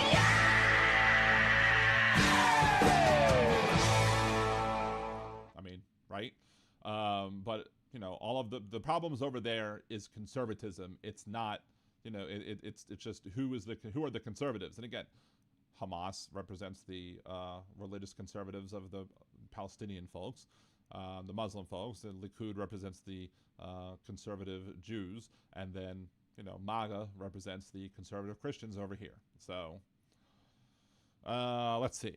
American politics is so busted. I mean, what do you say to this? Do you think Professor Jiang likes this kind of white woman? I don't even know who that is. Maybe. Who knows? Dude, you just read an article that says she did not say that. I hate you. You just believed it. She keeps saying Zionists, not Jews. Okay. She literally said Jewish Zionists in the other video. This is actually the thing that is unbelievably frustrating. Chatter. She quite literally says Zionist Jews. There you go. Thank you, Ali Osher, for the bits. Thank you, Jen, for the bits. Are most likely pedophiles in the statement. What are you talking about? That deserve to be castrated. You can't say shit like that. Jesus Christ. Dude, just shut. Again, as I've said in the past, I have disagreed with Hassan Piker on many things, but he's right here. And, you know, he's making the accurate points. And, of course, these people are trying to make excuses for this shitbag running for the Democratic nomination. But here we go. Shut up. Okay? Seriously. You're causing me to put my foot down. To do with it. And I also hope Wait, I'm coming in low. Like, I'm coming in, like, low volume, or I'm coming in low some other place? he Oh, my. found all of the connections between Zionism and sin. So all of the connections to Zionism, there's no blood in the alcohol stream. I am so wasted. Oh my God, I can't believe it. And Antonio. A lot of these subs, or unironically with this reactionary shit, man, they are literal. Jen, both. Let's see. Did my volume settings change? Because sometimes my volume settings will change because Windows is stupid. Nope, it stayed the same. Interesting. Lindo heads in here asking you to stream with her. Jesus Christ, dude. Oh my God. Oh my God. Some of you guys are. Thank you for the jewels and the flower. Appreciate you, Marie. Thank you for joining. Thank you for helping the stream. Literally turning into, this is, you know what this is you know what this reminds me of? There was a. Did he change outfits, or is it two different things? Like, I thought he was wearing a different shirt earlier. Maybe it's just a combination of two videos. I don't know. Cartoonish depiction of the left SJWs, right? This was, you know, delicately crafted by the Republican side in the commentary field. And throughout peak woke, I constantly found myself at odds with, at the time, long-term community members who would behave in that exact same cartoonish ways. Nowadays, instead of the cartoonish depiction of the hysterical SJW or whatever that Republicans would present the left as, you know, this woke scold who thinks like all matter of fun is counter-revolutionary behavior. Now that's turned into the cartoonish depiction of anti-Zionists. There are a lot of people in the media that are actively trying to depict the anti-Zionist movement with this broad brush, where there are crazy people who just like literally want to castrate Jewish billionaires and bankers that own Hollywood or whatever that's the way that they talk about people like myself. And then I mean, yeah, that's absolutely the case, that you have, you know, the situation. Again, that's a lot of my problems. A lot of times when I hear people talking about Zionists and criticizing Zionists, and if I know that they're not Jewish, like a lot of the times I will kind of give side eye and I brace myself. I brace myself for it simply because of the fact that I'm waiting for the other shoe to drop. I'm waiting for the comments to take place. I'm waiting for them to say something that's not critical of Zionism, but is more critical of Judaism, or them to incorporate some of their, some of the anti-Semitic tropes into their criticism of Israel, which then makes what they're saying less, helpful. Because we absolutely, whenever Israel does wrong, we need to criticize Israel whenever they do wrong, just like we would criticize every government when they do wrong, when they do evil, horrible things. And Netanyahu has done evil, horrible things. The government of Israel has done evil and horrible things. But again, there are people who then try and twist that and distort that around to being that us Jews all do evil, horrible things, and that's the problem. So when you start using the words of the enemy, aka the anti-Semites, in your criticisms of Zionism, then I'm going to raise my eyebrow a little bit. I'm going to sit there and I'm going to say, well, are you really somebody who's trying to worry about the lives of the Palestinian folks that you're claiming to protect, or are you really somebody who's just using the anti-Israel movement as a vehicle to transport and move your anti-Semitism all over the place? So, let's continue. Some of you is my voice better now? Turn around and go, no, actually, that's actually we should hand it to her. Like, actually, we should hand it to her. Like, I can think of something to hand to her. It's not any sort of argument or whatever. I'm obviously, having fun over here. Thank you, Catherine, for the jewels. Appreciate you. Because of how insane American politics is. But like, there's a difference between me going out to bat for a person that's saying unhinged things like that. Okay, insane. I think it's an interesting evolution in the realm of it's an interesting evolution in the realm of American political discourse. Now we have a basket case, not dissimilar to Marjorie Taylor Greene in some respects on the Democratic Party side. So he's making the kind of the same point that I just made. But I'm not touching that with a 10-foot pole is what I'm saying. You're just jealous that there's a new shining beacon of leftist intelligentsia. You claim to be a massive leftist political commentator and a Professor Chiang fan, but she has done much more for the lefto-Chiangist cause than you ever can. Just hold.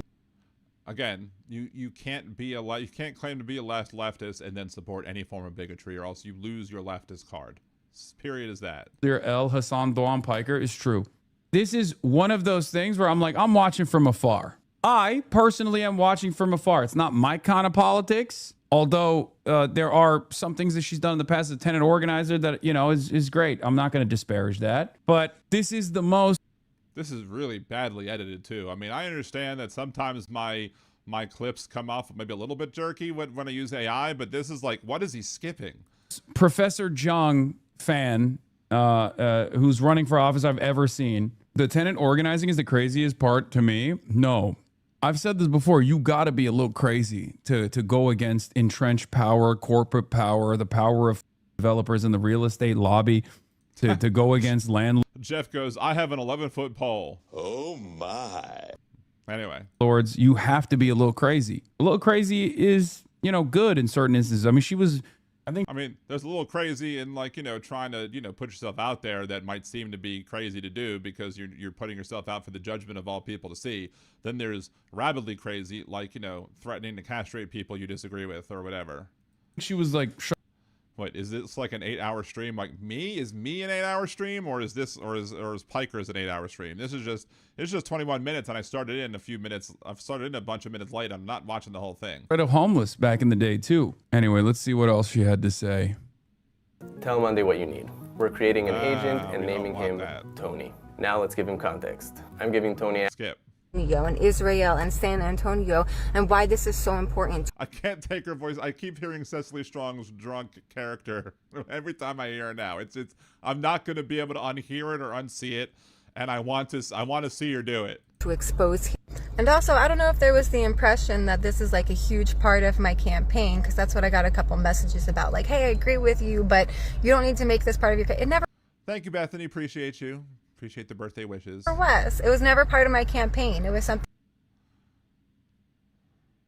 that I said before I was ever a candidate, before I ever knew I would be running for Congress. And honestly, is that not? Yeah, sometimes she sounds completely normal, and then other times this is, again, that's how psychopaths work. Sometimes you hear a psychopath talk and they sound completely normal, and then other times they sound completely unhinged, and you realize why they're psychopathic. Professor Jung conundrum. Sometimes. Oh, Jesus, Big Hook. Dan is halfway to 100. I mean, way to pile the dirt on. She sounds truly with the utmost moral conviction and clarity. And then the 20% of the times, she says stuff that is insane. That's it. Here's the thing. Insane in the membrane. Insane in the brain. Sorry. Professor Jung does this all the time, and he's one of the most popular political commentators in the country right now. Thank you, Easy E, for the gift. So clearly, there is a market demand for this kind of thing. I will never fill that void. I can't possibly fill that void. It's not who I am. I think I'm not only... Mid-century man. That's my new superhero name. I'm Mid-century man. Ha-ha. Far too pragmatic. Coming at you with new knees. But maybe have a different understanding of the world. She blames local media sensationalizing and hope you didn't fall for that. I mean, I've seen her words. You know, it's not just the local media sensationalizing. I've heard the words just coming out of her mouth. And I hope that he just didn't fall for all of the sensation. I didn't fall for all this. I mean, Jesus Christ. You know, lay off the liquor, dude. This is how Texan normies see you, by the way. What? What do you mean? Texas normies see me as what? Saying that I want concentration camps for American Jewish Zionist billionaires that need to be castrated because there's a likelihood that they're pedophiles? I have not said that. And if he would have said that, I would have been just as critical as him because it's just wacky crazy. But that's what she said. And not in a funny, that's what she said way, in a scary, that's what she said. And don't think that and would never say that regardless. As funny as she is, I low-key think her winning would be pretty bad because she lends credibility to anti-Semites hiding behind anti-Zionism. And that's exactly what I said from what Cloud District Enjoyers had suggested in his chat. Absolutely, yeah. I mean, there are people who will hide their anti-Semitism under a layer of anti-Zionism, hoping that people won't notice. I'm going to be honest with you. I think Michael from Pennsylvania's assessment on her is probably a little bit like, this is a byproduct of the way that this conversation has been had in the worst possible ways, okay? I don't think she has the political education. I think she's just like responding to what she has seen and has been led astray and has like an insane set of beliefs. Insane in the membrane, sorry. Otherwise. It's classic tailism, no? Oh, for sure. I mean, an endorsement from me would be that. Hold on. Tailism is a tendency within Marxism to cater to reactionary views that further divide the working class on issues that are inextricably linked to class struggles, such as racism, feminism, and LGBTQ rights, instead of leading, elevating, and uniting the entire working class in a revolutionary struggle. Spontaneity is a form of tailism that reduces the vanguard party to a reorder of events and prevents it from leading a revolution. I mean, I never heard of tailism before. Learn something new every day. Practice of blindly following popular opinion. And again, but generally speaking, yes, the problem I have with a lot of people who are supposedly leftist is that they will do just that. They will work to divide the working class on issues so that the people don't rise up. Now, look, and this is not to say that I agree with the people who want to make it only about the working class, that our problems in this country are only a class issue and that there are no racial components to it. There's no anti-Semitic components to it. There's no anti-LGBTQA plus, parts to it. Like, those people are also problematic because you have to understand that, they'll say a rising tide raises all ships, but if some of the ships are anchored to the bottom, then all the rising tide is going to do is going to destroy those ships.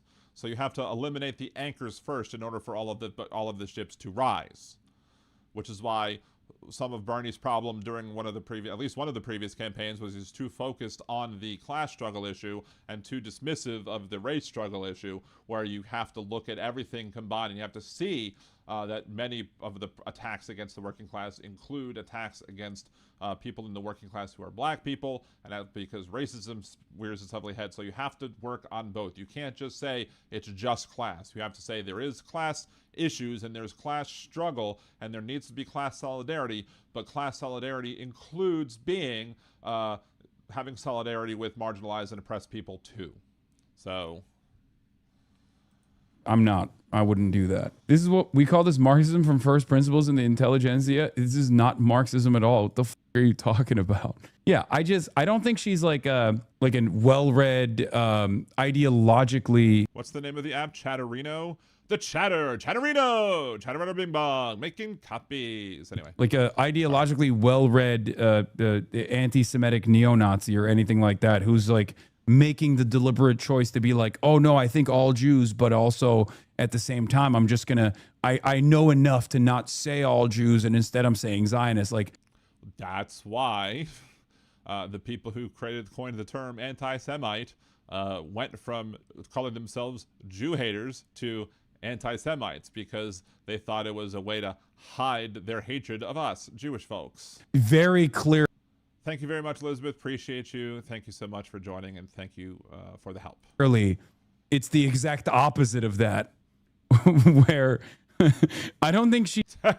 Jennifer Ehrig, Rob Schneider, oh, what has become of him? Oh, he's become I don't know if he's become batshit crazy or if he's just, like, been batshit crazy and we just ignored it because most of his outlet to share his batshit craziness was just comedy, and you're like, okay, he's just funny and he's just a crazy funny person, but now he's a crazy political person who's much less funny. He's like, that would require her to have... Thank you, Roxanne. Appreciate you. A sophisticated position to shelter her true opinions. You see what I mean? And I don't think there is that in there at all, if that makes sense. Like, I think she's just looking at the situation and has arrived at this like very dangerous conclusion because of what she has seen thus far and how like what she's learned from the horrors that she's seen. And on top of that, the fact that, you got Key test already. Jewish institutions being like, no, we love this shit. Ironically, Maureen Galindo is exactly what I have warned about, right? Maureen Galindo is exactly what I've warned about. And what I mean by that is average Americans, when you constantly harp on a certain note, are going to learn the wrong lessons. Maureen Galindo is exactly what happens when every Jewish institution is like, no, we love Israel. What the fuck are you talking about? Shut up. So now, see, here's my problem with what he's saying. He is now victim blaming. He is saying that because there are Jewish institutions that support Israel's right to exist, or the right of Israel to exist, I should say, or who say that Israel has the right to exist. Again, I don't believe in having any religious ethno-states, so let's just get that clear out of the way before anybody tries to jump in on me. Not necessarily y'all watching live, but people watching afterwards. But he is basically saying it is the fault of the Jews, it's the fault of Jewish people for being supportive of Israel for people's anti-Semitism. And I was having an argument about this. There's a group that I'm in. It's a Facebook group, and it's a place for Zionists to ask non or anti-Zionist folks questions. And so basically, you'll have people come in who are self-avowed Zionists who will absolutely say things like, ask questions, and then those of us who claim that we're either non or anti-Zionist, and will give answers as to why. And a lot of times the questions come with bad faith, but there was a thread the way we're discussing, the idea of the fact that, or the idea of Jewish people doing things that cause anti-Semitism. And I'm like, no, you cannot sit here and say that a Jewish person is to blame for anti-Semitism, because that in and of itself is supporting an anti-Semitic idea. Why? Because if you look at like Benjamin Netanyahu, the Israeli government, etc., and you then try and conflate that to, well, all Jews, and you start supporting or rooting your anti-Semitism based in your what Netanyahu does, that's anti-Semitism right there, because you're taking the bad actions of one Jewish person or one group of Jewish people and you're attributing it to all Jews. That is anti-Semitism in and of itself. So for Piker now, again, I've heard Piker say some things that are anti-Semitic in the past, and here is an example of Piker promoting an idea, at least, that is anti-Semitic, because he is saying that it is at least as of right now, and we'll continue to listen, and I'll correct myself if he corrects himself, but what he's saying right now, again, is that that Jewish people or Jewish organizations that back Israel are causing people to be anti-Semitic. No, these people are going to be anti-Semitic regardless of whether or not these institutions are supportive of Israel or not. They're always going to find a way to be anti-Semitic. Those anti-Semites are using these Jewish institutions doing that as an excuse to be anti-Semitic. But it's still the fault of the anti-Semite for being anti-Semitic. Because you have to think to yourself, if you're really not anti-Semitic and you really don't hate all of us Jewish people, if you really don't want to be anti-Semitic, then you need to make sure that you word your argument in such a way that you're not opening that door, right? So, right said Rob, government of Israel is stoking anti-Semitism. Again, that's not a proper thing to say. The government of Israel can absolutely be doing shitty things, but if not you, right said Rob, but if you are an individual who is being critical of the Israeli government, but instead try and, use what the Israeli government is doing as an excuse to be anti-Semitic, then that's anti-Semitism. Because you're blaming the anti-Semitism on a group of Jews instead of blaming the anti-Semites for trying to blame all Jews for the actions of Netanyahu, the Israeli government, etc. And I will firmly stand on that point, and I will absolutely fight back against anybody who tries to claim otherwise, because I don't give a shit I mean, I do obviously give a shit about what the Israeli government does. I've been critical of what the Israeli government has done, the indiscriminate bombing of the Palestinian folks, the settlements. I've been critical of Israel since well before the 10/7 attacks and the so-called defense afterwards. You know, I say so-called defense because apparently they knew that it was coming and they let it happen because to them it was more politically viable to respond to an attack than to prevent one. And I predicted that that would happen on this show as well. And it happened. And it came out to be true. But, you know, what do I know, right? I know nothing about this. I'm a Muslim woman. I live in Morocco. As an American living in Morocco, all religions get along. No one bothers Christians, Jews, Muslims, atheists, agnostics. And that should be great. That should be the ideal. That's what all states should be. Everybody should be free to practice their own religion as long as it doesn't harm anybody else. And there should be no state-sponsored religion, period. So... right, said Rob, I mean, it isn't helping. Sadly, most don't have the ability to separate culpability, but that's the thing. Those who aren't separating the culpability are the people who are responsible for the spread of anti-Semitism, not the bad actors. Even, again, to blame actions of some Jews for anti-Semitism is to promote anti-Semitic thought as well. So that's my point. Like, you're anti-Semitic. Remember what Ezra Klein was talking about as well? When he said, if you keep telling people that Judaism and Zionism are inseparable and Jews in Israel are inseparable, they will learn that. That's it. That's the lesson. Some people who are Jewish people will say that. But again, if you are then allowing that to be the excuse as to why people are anti-Semitic, that is giving an excuse. That is enabling anti-Semites. You are enabling anti-Semites by allowing the blame for anti-Semitism to go on the targets of the hatred. I could talk about so many other things right now, and I don't know how good of an argument it is. But, like, I'll try my best, right? If you were going to blame all, let's say, you look at black people doing crimes. And there are white people who do crimes, there are Mexican people who do crimes, there are all sorts of people who do crimes. But a lot of times racists will, like Ben Shapiro, for example, will blame the crime or blame all of the black culture, supposed black culture, as the reason for the crime existing.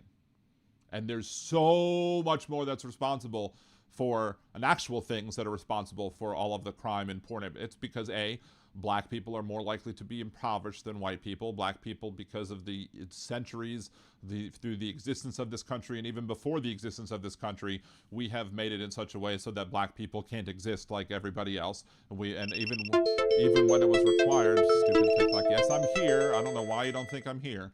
For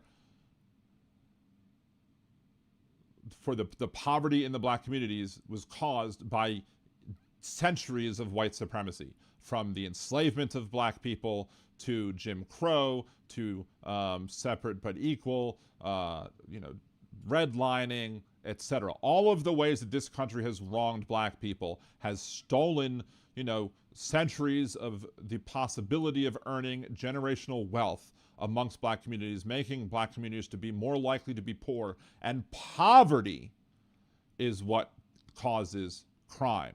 Poverty is one of the main drivers of crime. It has nothing to do with race. It has everything to do with poverty. But arguments like the one Piker is making here is people who are trying to conflate blackness and crime. When it's living in poverty makes one more likely to be a criminal, because you then have to struggle to try and just simply make ends meet. And then you constantly, as a society, instead of trying to fix the problem of poverty, you just try and incarcerate the people who are committing crimes simply because they're poor and are desperate and seeing no other way out of it. So then you create a cycle of, imprisonment and recidivism, because you have no interest in fixing the problem, especially when you have a conservative-run government, and that conservative-run government supports privately owned prisons, and so now there's a profit motive to having prisons exist, so you need to be able to have that pipeline from the impoverished neighborhoods to to the prisons so that these people can continue to make their millions and millions of dollars, so that those people who make the millions and millions of dollars on the prison industry then make those campaign contributions to the politicians who continue to support the pipeline from impoverished neighborhoods to prison, and then they get released, and then they come back, lather, rinse, repeat. But it's the same type of argument that instead of looking at the systemic causes that cause certain neighborhoods to have more crime, and the fact that it's poverty that's the driving factor and not race or culture, is something that is missing to the racists. But the racists will try and spin the argument in such a way to say, okay, it's the black culture that's doing it. It's not. It's the fact that you have, in this country, black people are much more likely to be living in poverty because of the many, many, many, many years that we as a nation have failed our black citizens. So, and I've missed one of the things that you said. Oh, Aben Iraq says Arabs are Semitic. Arabs speak Semitic languages, but that doesn't mean that anti-Semite means hatred of all people who speak Semitic languages. Anti-Semitic literally just means anti-Jew. And that is a truthful statement. So while it is correct to say that Arab folks are Semites, but the anti-Semite word in and of itself stems from the German folks who previously labeled themselves Jew haters, who wanted to have a more palatable label. So the word anti-Semite literally means anti-Jewish person. It does not mean, and it does not literally mean anti-Semite. It doesn't literally mean against folks who speak Semitic languages. It means anti-Jew. So, hey Christine, good to see you. Thank you for joining. Appreciate you for coming along. Anyway, let's continue. Yeah, I already did. Yeah, I already told you she's a Jongist. We know. She is a Professor Jong fan. It's just really funny because she's like very clearly saying a lot of insane and anti-Semitic things. But she's also... Thank you, Joseph Winnie, for the birthday wishes. Appreciate you. So on the other... That's a big hug. Considering Hitler came to learn racial hate, which from the U.S. speaks volumes. Exactly. They sent people over here to say, they're like, oh, look, the United States has this constitution that supposedly protects people and all their rights, but somehow the southern states, and look, he didn't just send people to the U.S., he sent people to the former Confederate states to see how they were discriminating against black people and how they were able to, despite the fact that a constitution supposedly protects the rights of everybody, that he found that he was just amazed at the fact that they were able to, still discriminate against black folks. So he went to these southern states and was like, teach me your ways, and then implemented those ways and learned from those racist Jim Crow southern states how to do discrimination against Jewish people. And unbelievably woke. Like all on the other issue, she's like, we need to just like See, Wright said, Rob, maybe this makes more sense. Israeli government action creates anger globally, and some anti-Semites are exploiting that anger to target Jewish people. That is probably a much better way to put it. I would agree. I mean, I'll marinate it on a little bit, but that does seem to be a much better way to describe the issue, because that's not putting the blame. That's saying it. Israeli government is absolutely pissing a lot of people off globally. And then anti-Semites are using that anger and exploiting that anger to target Jewish people. Yes, I think that is a better way to word it. And again, we're in the age of Twitter. We're in the age where, short little posts are ideal. So sometimes things get lost in the mix. Like, when, people say Black Lives Matter, all the conservatives had their panties in twist because they're like, well, don't all lives matter? Well, all lives should matter, but currently the way our system of justice works and the way that our system is set up it's set up in such a way that no, we currently don't treat black lives as if they do matter. So that's why we have to emphasize the fact that black lives do matter. Just kind of like you don't stand outside a burning house and say, my house matters too, when your house isn't on fire, while the firefighters are working to put out the fire on the house that's currently burning.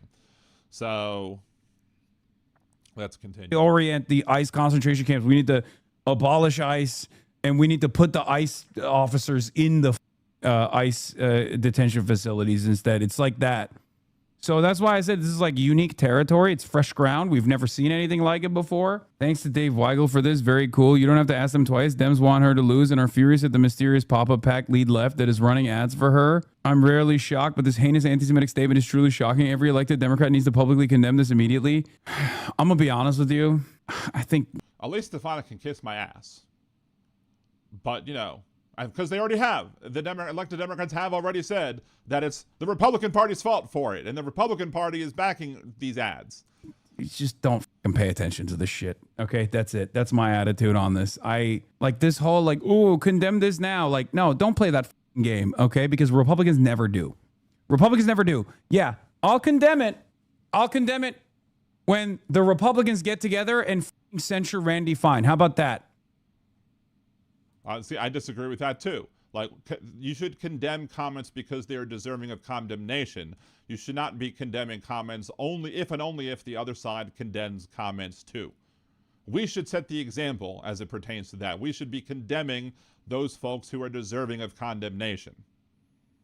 I'm not going to sit here and be like, well, I would condemn her, but the Republicans don't condemn theirs, so why should we condemn ours? No, we should absolutely. Now, as opposed to things like gerrymandering, where I hate gerrymandering, but if the Republicans are going to be doing it to try and steal seats, then the Democrats should be trying to do it back to try and restore seats. But again, we have Supreme Courts in blue states that rule against, you know, Democrats trying to gain any sort of power, while the courts in the red states are like, sure, go ahead. We have no problem with this. So... censure Randy Fine, and I'll condemn it every damn day of the week. How about that? Yeah, you first. But of course, Democrats will absolutely eat the bait, as they always do, to be like, "Oh, look at me, I'm so good, I'm so good." Like, even if it's objectionable, well, you should be good just to be good. You shouldn't be good just performatively. You should be good just to be good. Which it is. It is objectively objectionable speech. Democrats constantly just engage in this dumbass game where they lose all the fucking time. Well, that's true. I mean, but there are dumbass games. The Democrats often try and snatch defeat out of the jaws of victory, especially here in Louisiana. Republicans never do. Learn from the Republicans. Yeah. Also, I think even if they did condemn her, it might actually work in her favor. I'm gonna say it one more time. I think she might be the perfect candidate for San Antonio. Not for me. Is San Antonio that conservative of a city though? Like what are the demographics of San Antonio? That's what I'd like to know. How do the demographics of San Antonio work? What party is the San Antonio mayor? San Antonio mayor is Gina Ortiz-Jones, who is a Democratic Party member. So yeah, I don't understand why he thinks that. Is this kind of like the whole Bernie Sanders thing, where the Bernie Sanders didn't want to campaign in the South because for the Democratic primaries in the South because the southern states are conservative, which then basically was trying to say that, oh, if the southern states are conservatives, then the Democrats down there are also going to be conservative, which is why Bernie Sanders put himself into an insurmountable hole as it pertains to the delegate count and was unable to come back. You know, they could try and blame the bad actions of the people in the head of the Democratic Party, and I do criticize them. Debbie Wasserman Schultz, forget the other person's name off the top of my head. The one who leaked the information, the questions of the debate to, I guess, Clinton, I guess. That's wrong, but again, you can't ignore like 11 to 13 southern states for the Democratic primary, especially in primaries that award delegates to the convention proportionally based off of the amount of votes that you get, assuming you have to get at least a certain amount in each district or whatever to be able to get those delegates. But again, like to say that San Antonio deserves her, well, I mean, San Antonio was run by a Democrat, so I don't know why San Antonio would deserve her. So anyway, thank you for the gift. Summer 11, thank you very much for the gift. Appreciate you. Let's Wow. We did pretty well chat revenue for today. Thank you so much, y'all. 15 new members and $130 in chat revenue. Thank you so much, everybody, for all of your birthday contributions. I definitely appreciate that greatly. Me. Not for me. I don't agree. But San Antonio might be different. That's all I'm saying. We've never had something like this. We've never had a real, true Marjorie Taylor Greene style candidacy. Like complete reversal of Marjorie Taylor Greene, right? Where you got a person who is like hyper. I mean, is it 6B, but it's like 6K because it's KKK? I don't know. Woke on every issue, and then perhaps maybe fell off the deep end on some others. Look at the map. Is San Antonio and half of Austin? She's absolutely perfect for those votes. JW Panzer, you probably say the same. Wait, half of Austin? Like, what half? Same stuff about me if I wanted to run. Like, what? You're gonna run and be like, yeah, we need to castrate Zionist Jewish pedophile billionaires? That's an insane thing to say. Chatter, what the fuck is wrong with you? You want to set up, even if it's not for the way she set it up. She said she wants to take I mean, this is her post, by the way. That's why I'm saying like it's kind of crazy. When Maureen gets in the Congress, she'll write legislation so that all Zionism and support for Zionism is undoubtedly anti-Semitic since the Zionists harming the Semites. She'll turn Karn's ICE detention center into a prison for American Zionists and former ICE officers for human trafficking. It will be a castration process center for pedophiles, which will probably be most of the Zionists. Streets are saying you're misquoting Maureen. He's misquoting Maureen, quoting directly from her Instagram page. No, she in other instances she talked about like control over Hollywood and the banking system and stuff like that. Again, and that is absolute anti-Semitic tropes. Latching on to anti-Semitic tropes. Yes. Hey, Troll Slayer, good to see you. She's a Professor Young fan. Quite honestly, there are violent and unpredictable. I see the Summer Lovin' thing. Should I start singing? I should do. I wonder if there's a way for me to do this, where if like when I do Liberal Dan After Dark, which again should be we're aiming for Liberal Dan After Dark to be June 3rd, Wednesday, June 3rd, after the main show. So again, the main show for Liberal Dan, we'll still do the main show for maybe about an hour or so, and then we will jump over from here over to Discord. So if you're not a member of the Liberal Dan Radio Discord, make sure to be a member of the Liberal Dan Radio Discord, because I will let people in to the chat who want to join the chat quickly to make sure that you can join in. As one of the early adopters, I guess the early supporters of Liberal Dan After Dark, which is just simply you're there and you're supporting me. That's how I'm going to plan on doing it. Is if you come and watch the first few episodes, you will be allowed in. Otherwise, you may have to, jump through a hoop or two to be able to get there, right? Oh, my Liberal Dan Radio, yes. So maybe I should do it. I wonder if there's a way to do it so I could do like, karaoke or something. I'll do karaoke live, because I won't have to worry about the copyright, violations, because we're not going to air everything on YouTube. Some clips might go on YouTube. I know one clip that's going to go on YouTube because there's one thing that I plan on reacting to that is fucking hilarious, and it's something that was said by Nick. The guy that I've done the first two Liberal Dan Tower of Power, and maybe after that, I don't know if he's going to do the Tower of Power with me anymore. But thank you, Bethany, for the super chat. Appreciate you. I don't know if he's going to want to continue doing that with me. When I do post that video, because oof, it's disturbing what he was talking about, and not in it's disturbing, but in a Liberal Dan After Dark way as to what he said, and we're gonna have fun with it. Oh my. Anyway, so. But yeah, I'm wondering, but and the reason I bring that up is like I'm seeing the name Summer Lovin', and I was like, and I'm wondering if I should just start doing Summer Lovin', have me a blast. Summer Lovin' happened so fast. Met a girl crazy for me. Anyway, and there's actually a dirty version of that song that I've done at karaoke as well, which is fucking hilarious too. But your lips are red. Lip gloss. Do my lips look red? I don't know. I don't necessarily see that they look red. Did I bite my lip or something? I don't know. I did not put on lip gloss for my birthday today. No, and I'm not dressed up as Ron DeSantis either. I'm not doing my drag show apparently, because apparently I would look good in drag according to somebody, right? So anyway, let's continue. We're gonna watch this just a few more seconds. Or there's actually only 1 more minute left of this. Mutations of U.S. politics underway in many different directions that could make the current period seem relatively stable and placid. Flaccid or placid? I agree with this assessment. Is Wemby endorsing her? I don't think so. Trump's endorsement. Maureen Galindo is a perfect example of what happens when contradictions worsen and there isn't enough class consciousness and political education.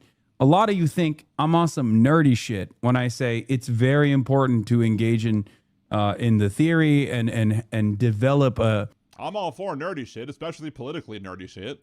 A fully fleshed out way of thinking about these sorts of things. But that's what happens when you're rudderless, when you just like kind of experience the contradictions. And she certainly, I hate when I lose my rudder. has. I mean, she was homeless for a period of time and doesn't have the appropriate political language and doesn't have the appropriate political education. It's important not to no. fall. I mean, I guess here's the thing.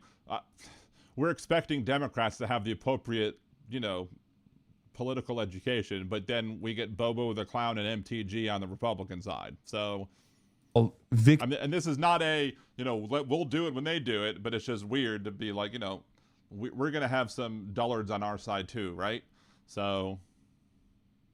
Victim to the dude, she's getting a Mersheimer interview too. The crank is too strong. Wait, what? She's not getting a Mersheimer interview. She is? Mersheimer's going to talk to her before me.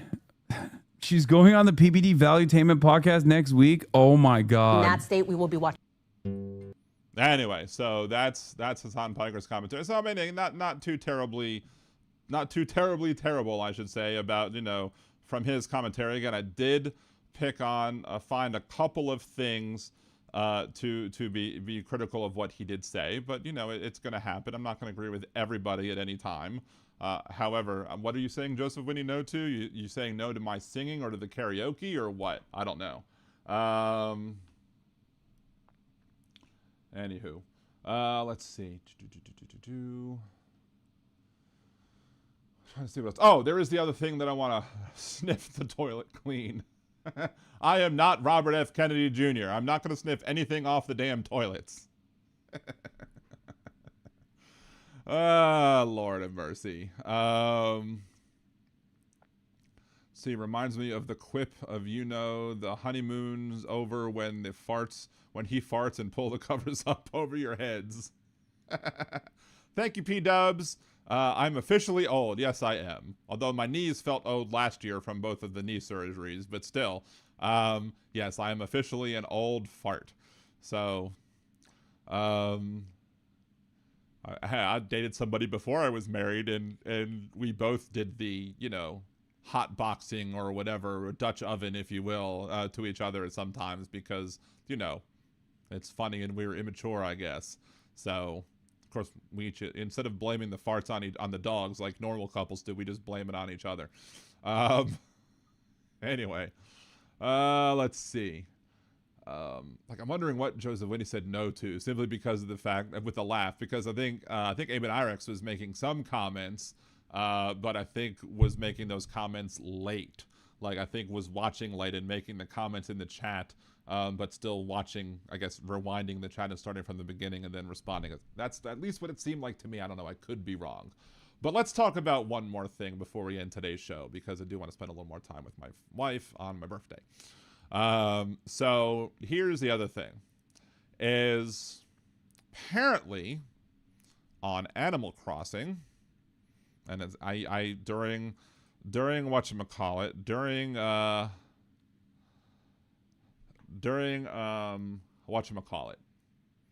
the pandemic, I started playing. I got a Switch. I got a Switch for my birthday. It's actually the anniversary of me actually finding myself a Switch to have on my birthday. I think I found it on my birthday of 2020. So I guess I started playing Animal Crossing 6 years ago. I haven't played it in a long ass time. I did, I think, on one of my more recent streams on nerdydan.com, prior to me stopping doing nerdydan.com temporarily for me to try and focus on politics and the streams and trying to grow this channel more. So you could name things, almost anything that you wanted to. Now, if you shared your things publicly and then you got in trouble for it, like I had a friend of mine who had one of their villagers say something really silly or really, kind of graphically curse-wordy, but just kind of a different spelling of it. And it cracked me up every time I saw like screenshots from the game or whatever. But let's talk about something else too, and we're going to combine the two topics together. Do you remember you might have remembered this. I don't know. I think I'm pretty certain that I could say that I talked about this before, and I've been often critical of having to, like, you know, because of TikTok and because of other platforms like TikTok, where you can't say the word, you have to say grape instead of saying the word that what grape is supposed to stand for, because it'll flag that word and say, oh, well, you're talking about a topic that's, you know, we don't want discussed here on the application, even though we absolutely do need to have conversations about rape and rape culture, because it's very important and vital to have conversations about these things, because in order to defeat them. And we should be able to have conversations as adults on these topics without having to use, you know, other words to try and speak in code. And one of the things early on when the whole grape thing started, like not the whole people getting graped, but the whole thing of using grape in place of the word without the G, one of the things that I brought up very early on, and maybe I said this on the podcast, maybe I didn't, but I'm pretty sure I've said it places, is that there's going to become a point in time where everybody uses grape to talk about that, and then that code will no longer be allowed, and then the places where you can't say rape, you won't be able to say grape either, because again, they're going to know what you're talking about, except now you've changed the meaning of a word from something that's, you know, a fruit of a vine. Now it means an assault. And you won't be able to use these words. Well, guess what? Apparently now on Animal Crossing, and I saw this in one of the Facebook groups that I'm still in, it's an Animal Crossing After Dark group. So talking, you know, posting pictures of themselves doing funny, naughty things using their Animal Crossing characters or whatever. They can't use the word grape to describe anything now, or they can't say that grape for any reason, because again, the whole vernacular of what that means has now shifted, and now people know when you're saying grape, you mean the other thing, so therefore you can't use both words. At some point, we're going to get to a point where we can't use any words to discuss any issue, because we will have kept trying to create code to stand for something that then we will run out of words, because all the words will become not able to be used. I know that's a little bit of an overstatement or whatever. I understand that, but still, it's just so stupid that we just can't have mature and honest conversations about the ills of society without having some application say, oh, you can't use that word. F that. We should be able to use the word when it's appropriate to describe the things that word's described, and not have to speak in code. Now, if you want us to label our videos that says this is something that's an adult content, we have to do this. Usually with most of the videos that I upload, we have to label those videos, and for monetization purposes, we have to say, do you discuss these sensitive topics? And I'll say, yes, I discuss this in this video. I discuss this in this video. I discuss all of these different things in all of these different videos. And so people who might not want to see those topics being discussed can avoid them, can be filtered out or whatever, or maybe I think YouTube does it more on the advertisers might not want to advertise on videos that might discuss these particular topics, which is fine and understandable. It's you know, it's corporation wants to make money, corporation wants to maximize money as much as possible, and these other corporations that are buying advertising on YouTube want to know that their advertising is only going to go on certain videos and not on videos that happen to discuss things that they find objectionable. So fine, I have no problem with that. But what I have a problem with is telling us we can't use the actual words to describe things, because somebody might have the little sensibilities offended because they're too fragile and can't handle hearing the word. So,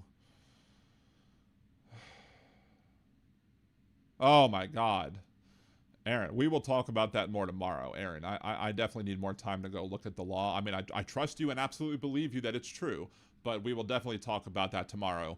Let me just make a note of that for the 521 show to make sure that I don't forget to look it up. But basically, Aaron is saying South Carolina just passed a law banning trans students from using multi-person bathrooms and locker rooms. If the school doesn't have a single-person restroom, they have to use a porta potty. So what happens after gym class if you need to shower? You just have to stink the rest of the day, and you have to get changed in a porta potty.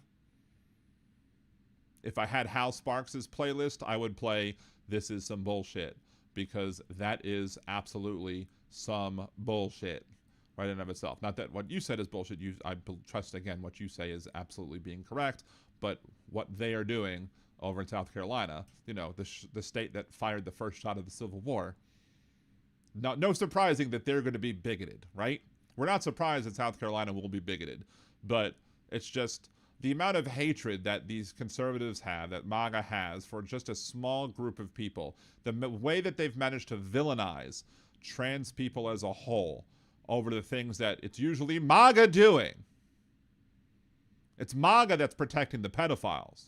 All these people that get arrested, the vast majority of these people that are getting arrested on all of these crimes with kids are all end up red hat MAGA idiots.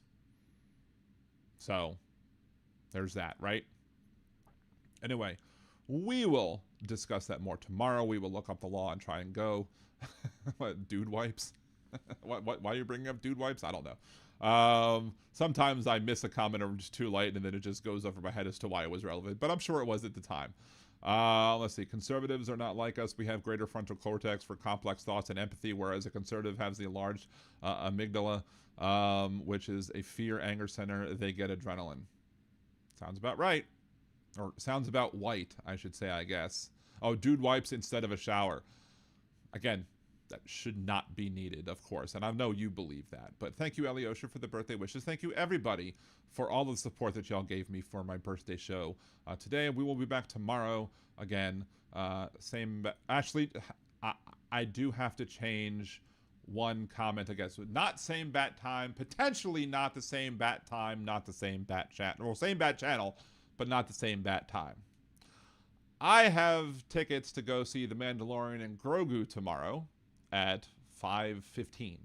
So that means that there's probably about a half an hour worth of previews. So that's 5:45. And then however long The Mandalorian and Grogu takes to air, including all the credit scenes, I'm sure there's post-credit scenes, whatever. So then I will go watch the movie. And then I will come back here and come back home. And then once I'm home from watching The Mandalorian and Grogu is when we will start the show. So it's very well possible, like, let's see, how long is the, let's see, let's look that up real quick so I can give you a better estimate. Mandalorian and Grogu run time. 2 hours and 12 minutes. That's the exact theatrical time. I'm assuming that means previews. So 5:45, 6:45, 7:45, 7:57. So more than likely, I will start the show maybe an hour late, maybe a little bit earlier. Tomorrow. Just tomorrow only. I'm not going to not do the show, but I am going to start the show later because I don't like getting spoiled on popular movies.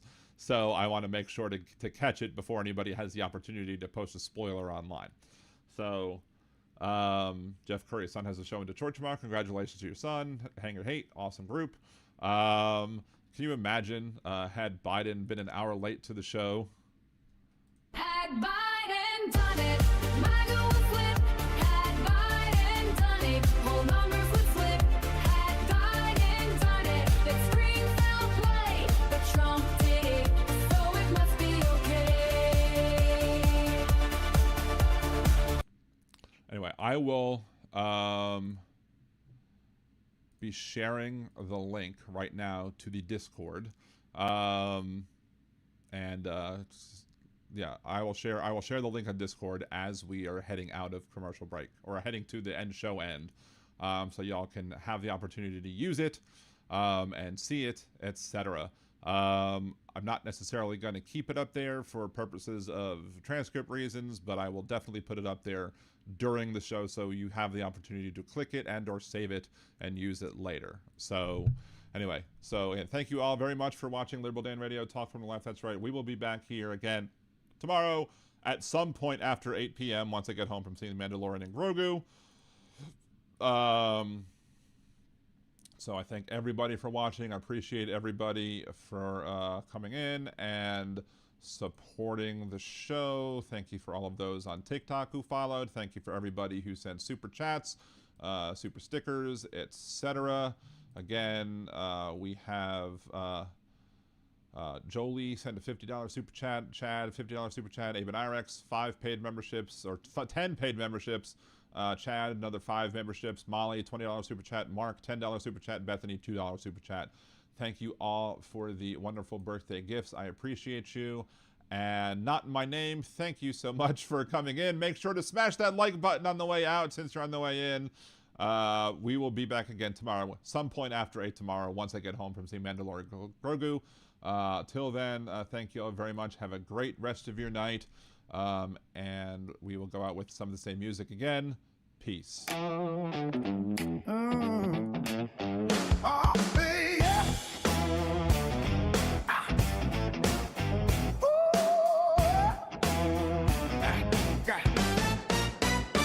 He said nobody who healthcare could be so complicated. The Obamacare debate was 6 months litigated. Years of med school debt got capitalized. Insurance claim forms so high they nearly capsized. But he wouldn't know the frustration of trying to get prior authorization. Everybody knew, the whole world knew, the doctors, the lawyers, the CBO crew. Oh, 30,000 pages of ready review. It wasn't a big secret, we knew.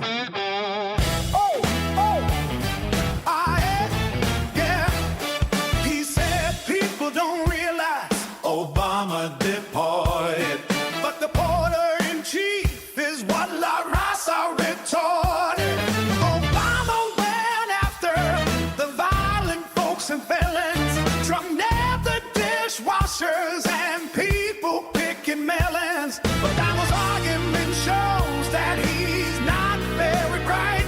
If Obama made some wrongs, 2 wrongs don't make a right.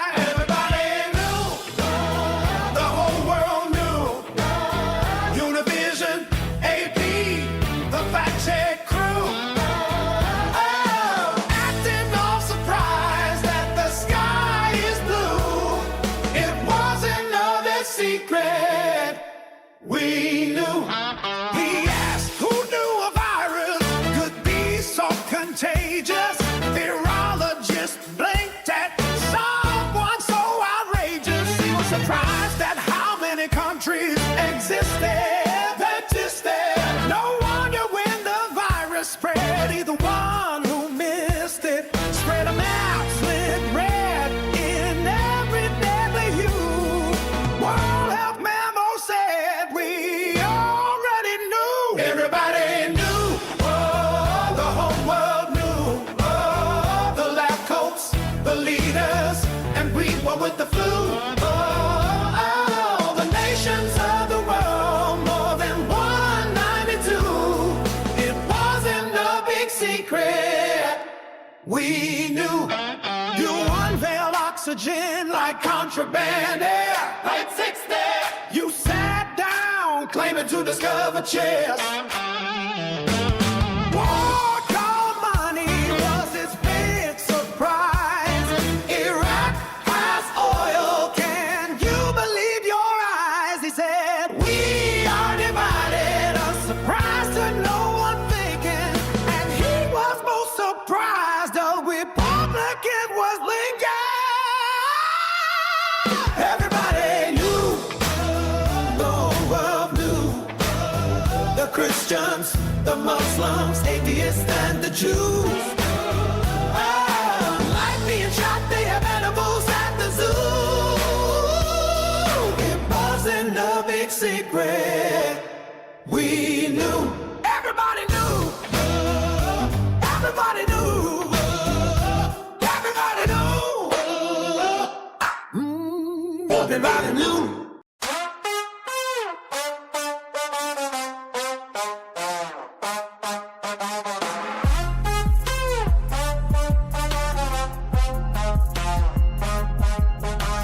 Obama and Bush's pictures got hidden, obscuring the past, history rewritten.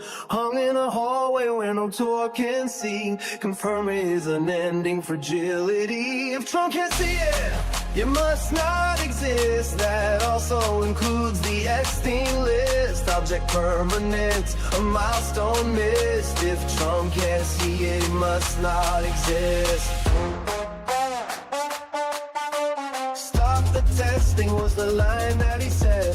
Hundreds of thousands needlessly dead. Now HHS is run by brainworm quack, hiding the truth behind his back. If Trump can't see it, it must not exist. That also includes the Epstein list. An administration run by narcissists. If Trump can't see it, it must not exist.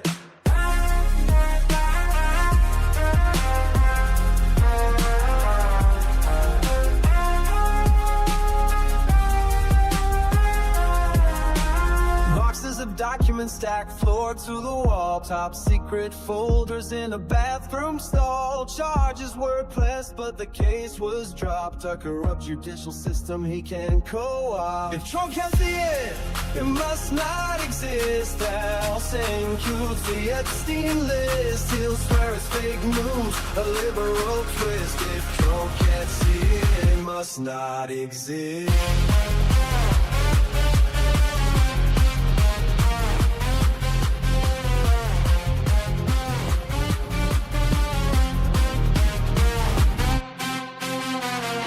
Downtown tents lining the street.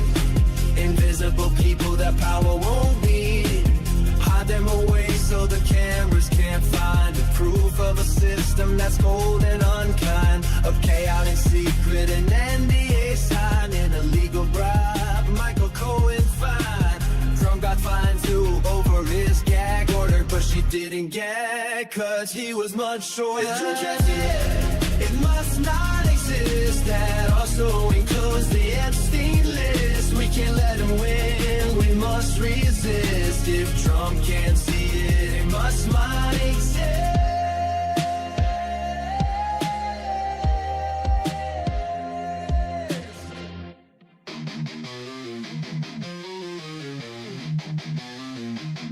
They wrote it in the laws, ink still bleeds. Treating women like soil, just planting seeds. She's gone, brain dead, not even awake. But the state's got a claim, gonna plant its stake. Say it's God's will, say it's life they protect. But they ain't the ones feeling pain or neglect. From Texas to Georgia, they set the trap. Rights roll back while they smile and clap. Gilead's here, this is true. Hey MAGA fools, they'll come for you too. So I'm gonna jet, see you later. I'm not gonna be a baby incubator.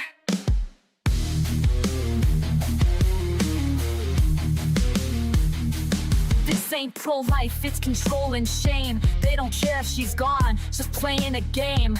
Keep her hooked to machines, cold and still. Just a vessel to them, not a human with will. No consent, no voice, no chance to resist. Just laws in place, written with a clenched fist. Hospitals scared, judges playing God. Bodies ain't temples, just stay on pods. Gilead's here, this is true. Hey MAGA fools, they'll come for you too. So I'm gonna jet, see you later. I'm not gonna be a baby incubator. Bands in the dark, they don't care who it kills. Sacking courts while they strip out all of your wills. But we'll fight back, march loud, burn bright. Cause this ain't the end, it's the start of the fight. Gilead's here, ain't no grace. And those leopards are coming to eat your face. So I'm gonna jet, see you later. I'm not gonna be a baby incubator. Not gonna be a baby incubator. Not gonna be a baby incubator.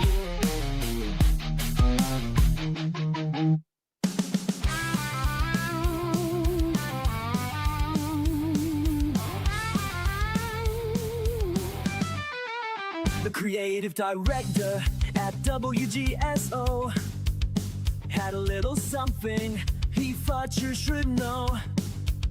When Dan picked on his bits, Steve got real gruff. So Steve called Dan a flake, called him liberal dandruff. Steve thinks that his lines are really clever, but when do people ever like him? Never. Liberal Dan's got better lyrics, this is true. Listen and you'll feel like I do. Liberal Dan, his show is great. Miserable Dan, he goes live at 8. Liberal Dan radio, it's the best, cause Liberal Dan's head and shoulders above the rest. Steve's about to find out his mistake. In this feud, Dan's Kendrick, Steve is Drake. Dan might not be the world's best singer, but he's got more talent in his little finger. Steve thinks that his lines are really clever, but when do people ever like him? Never. Liberal Dan's got better lyrics, this is true. Listen and you'll feel like I do. Liberal Dan, his show is great. Liberal Dan, he goes live at 8. Liberal Dan radio, it's the best, cause Liberal Dan's head and shoulders above the rest.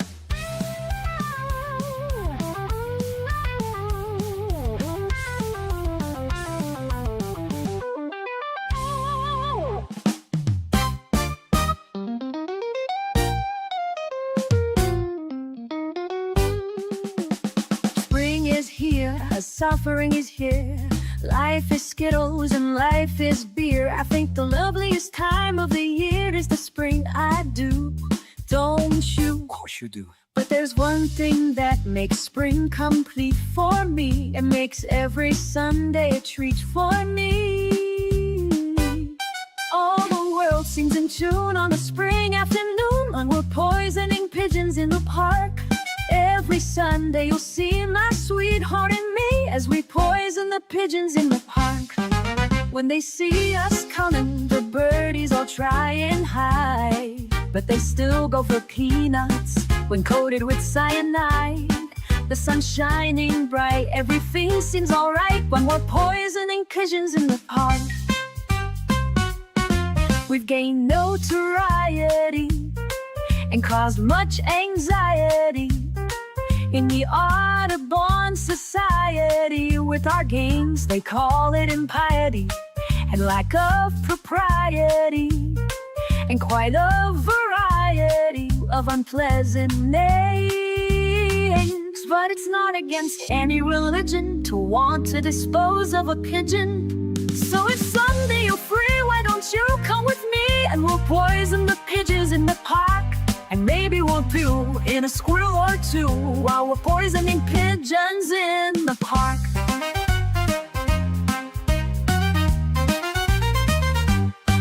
And maybe we'll do in a squirrel or two while we're poisoning pigeons in the park. We'll murder them all amid laughter at merriment, except for the few we take home to experiment. My pulse will be quickening with each drop of strychnine. Me feed to a pigeon, it just takes a smidgen to poison a pigeon in the park.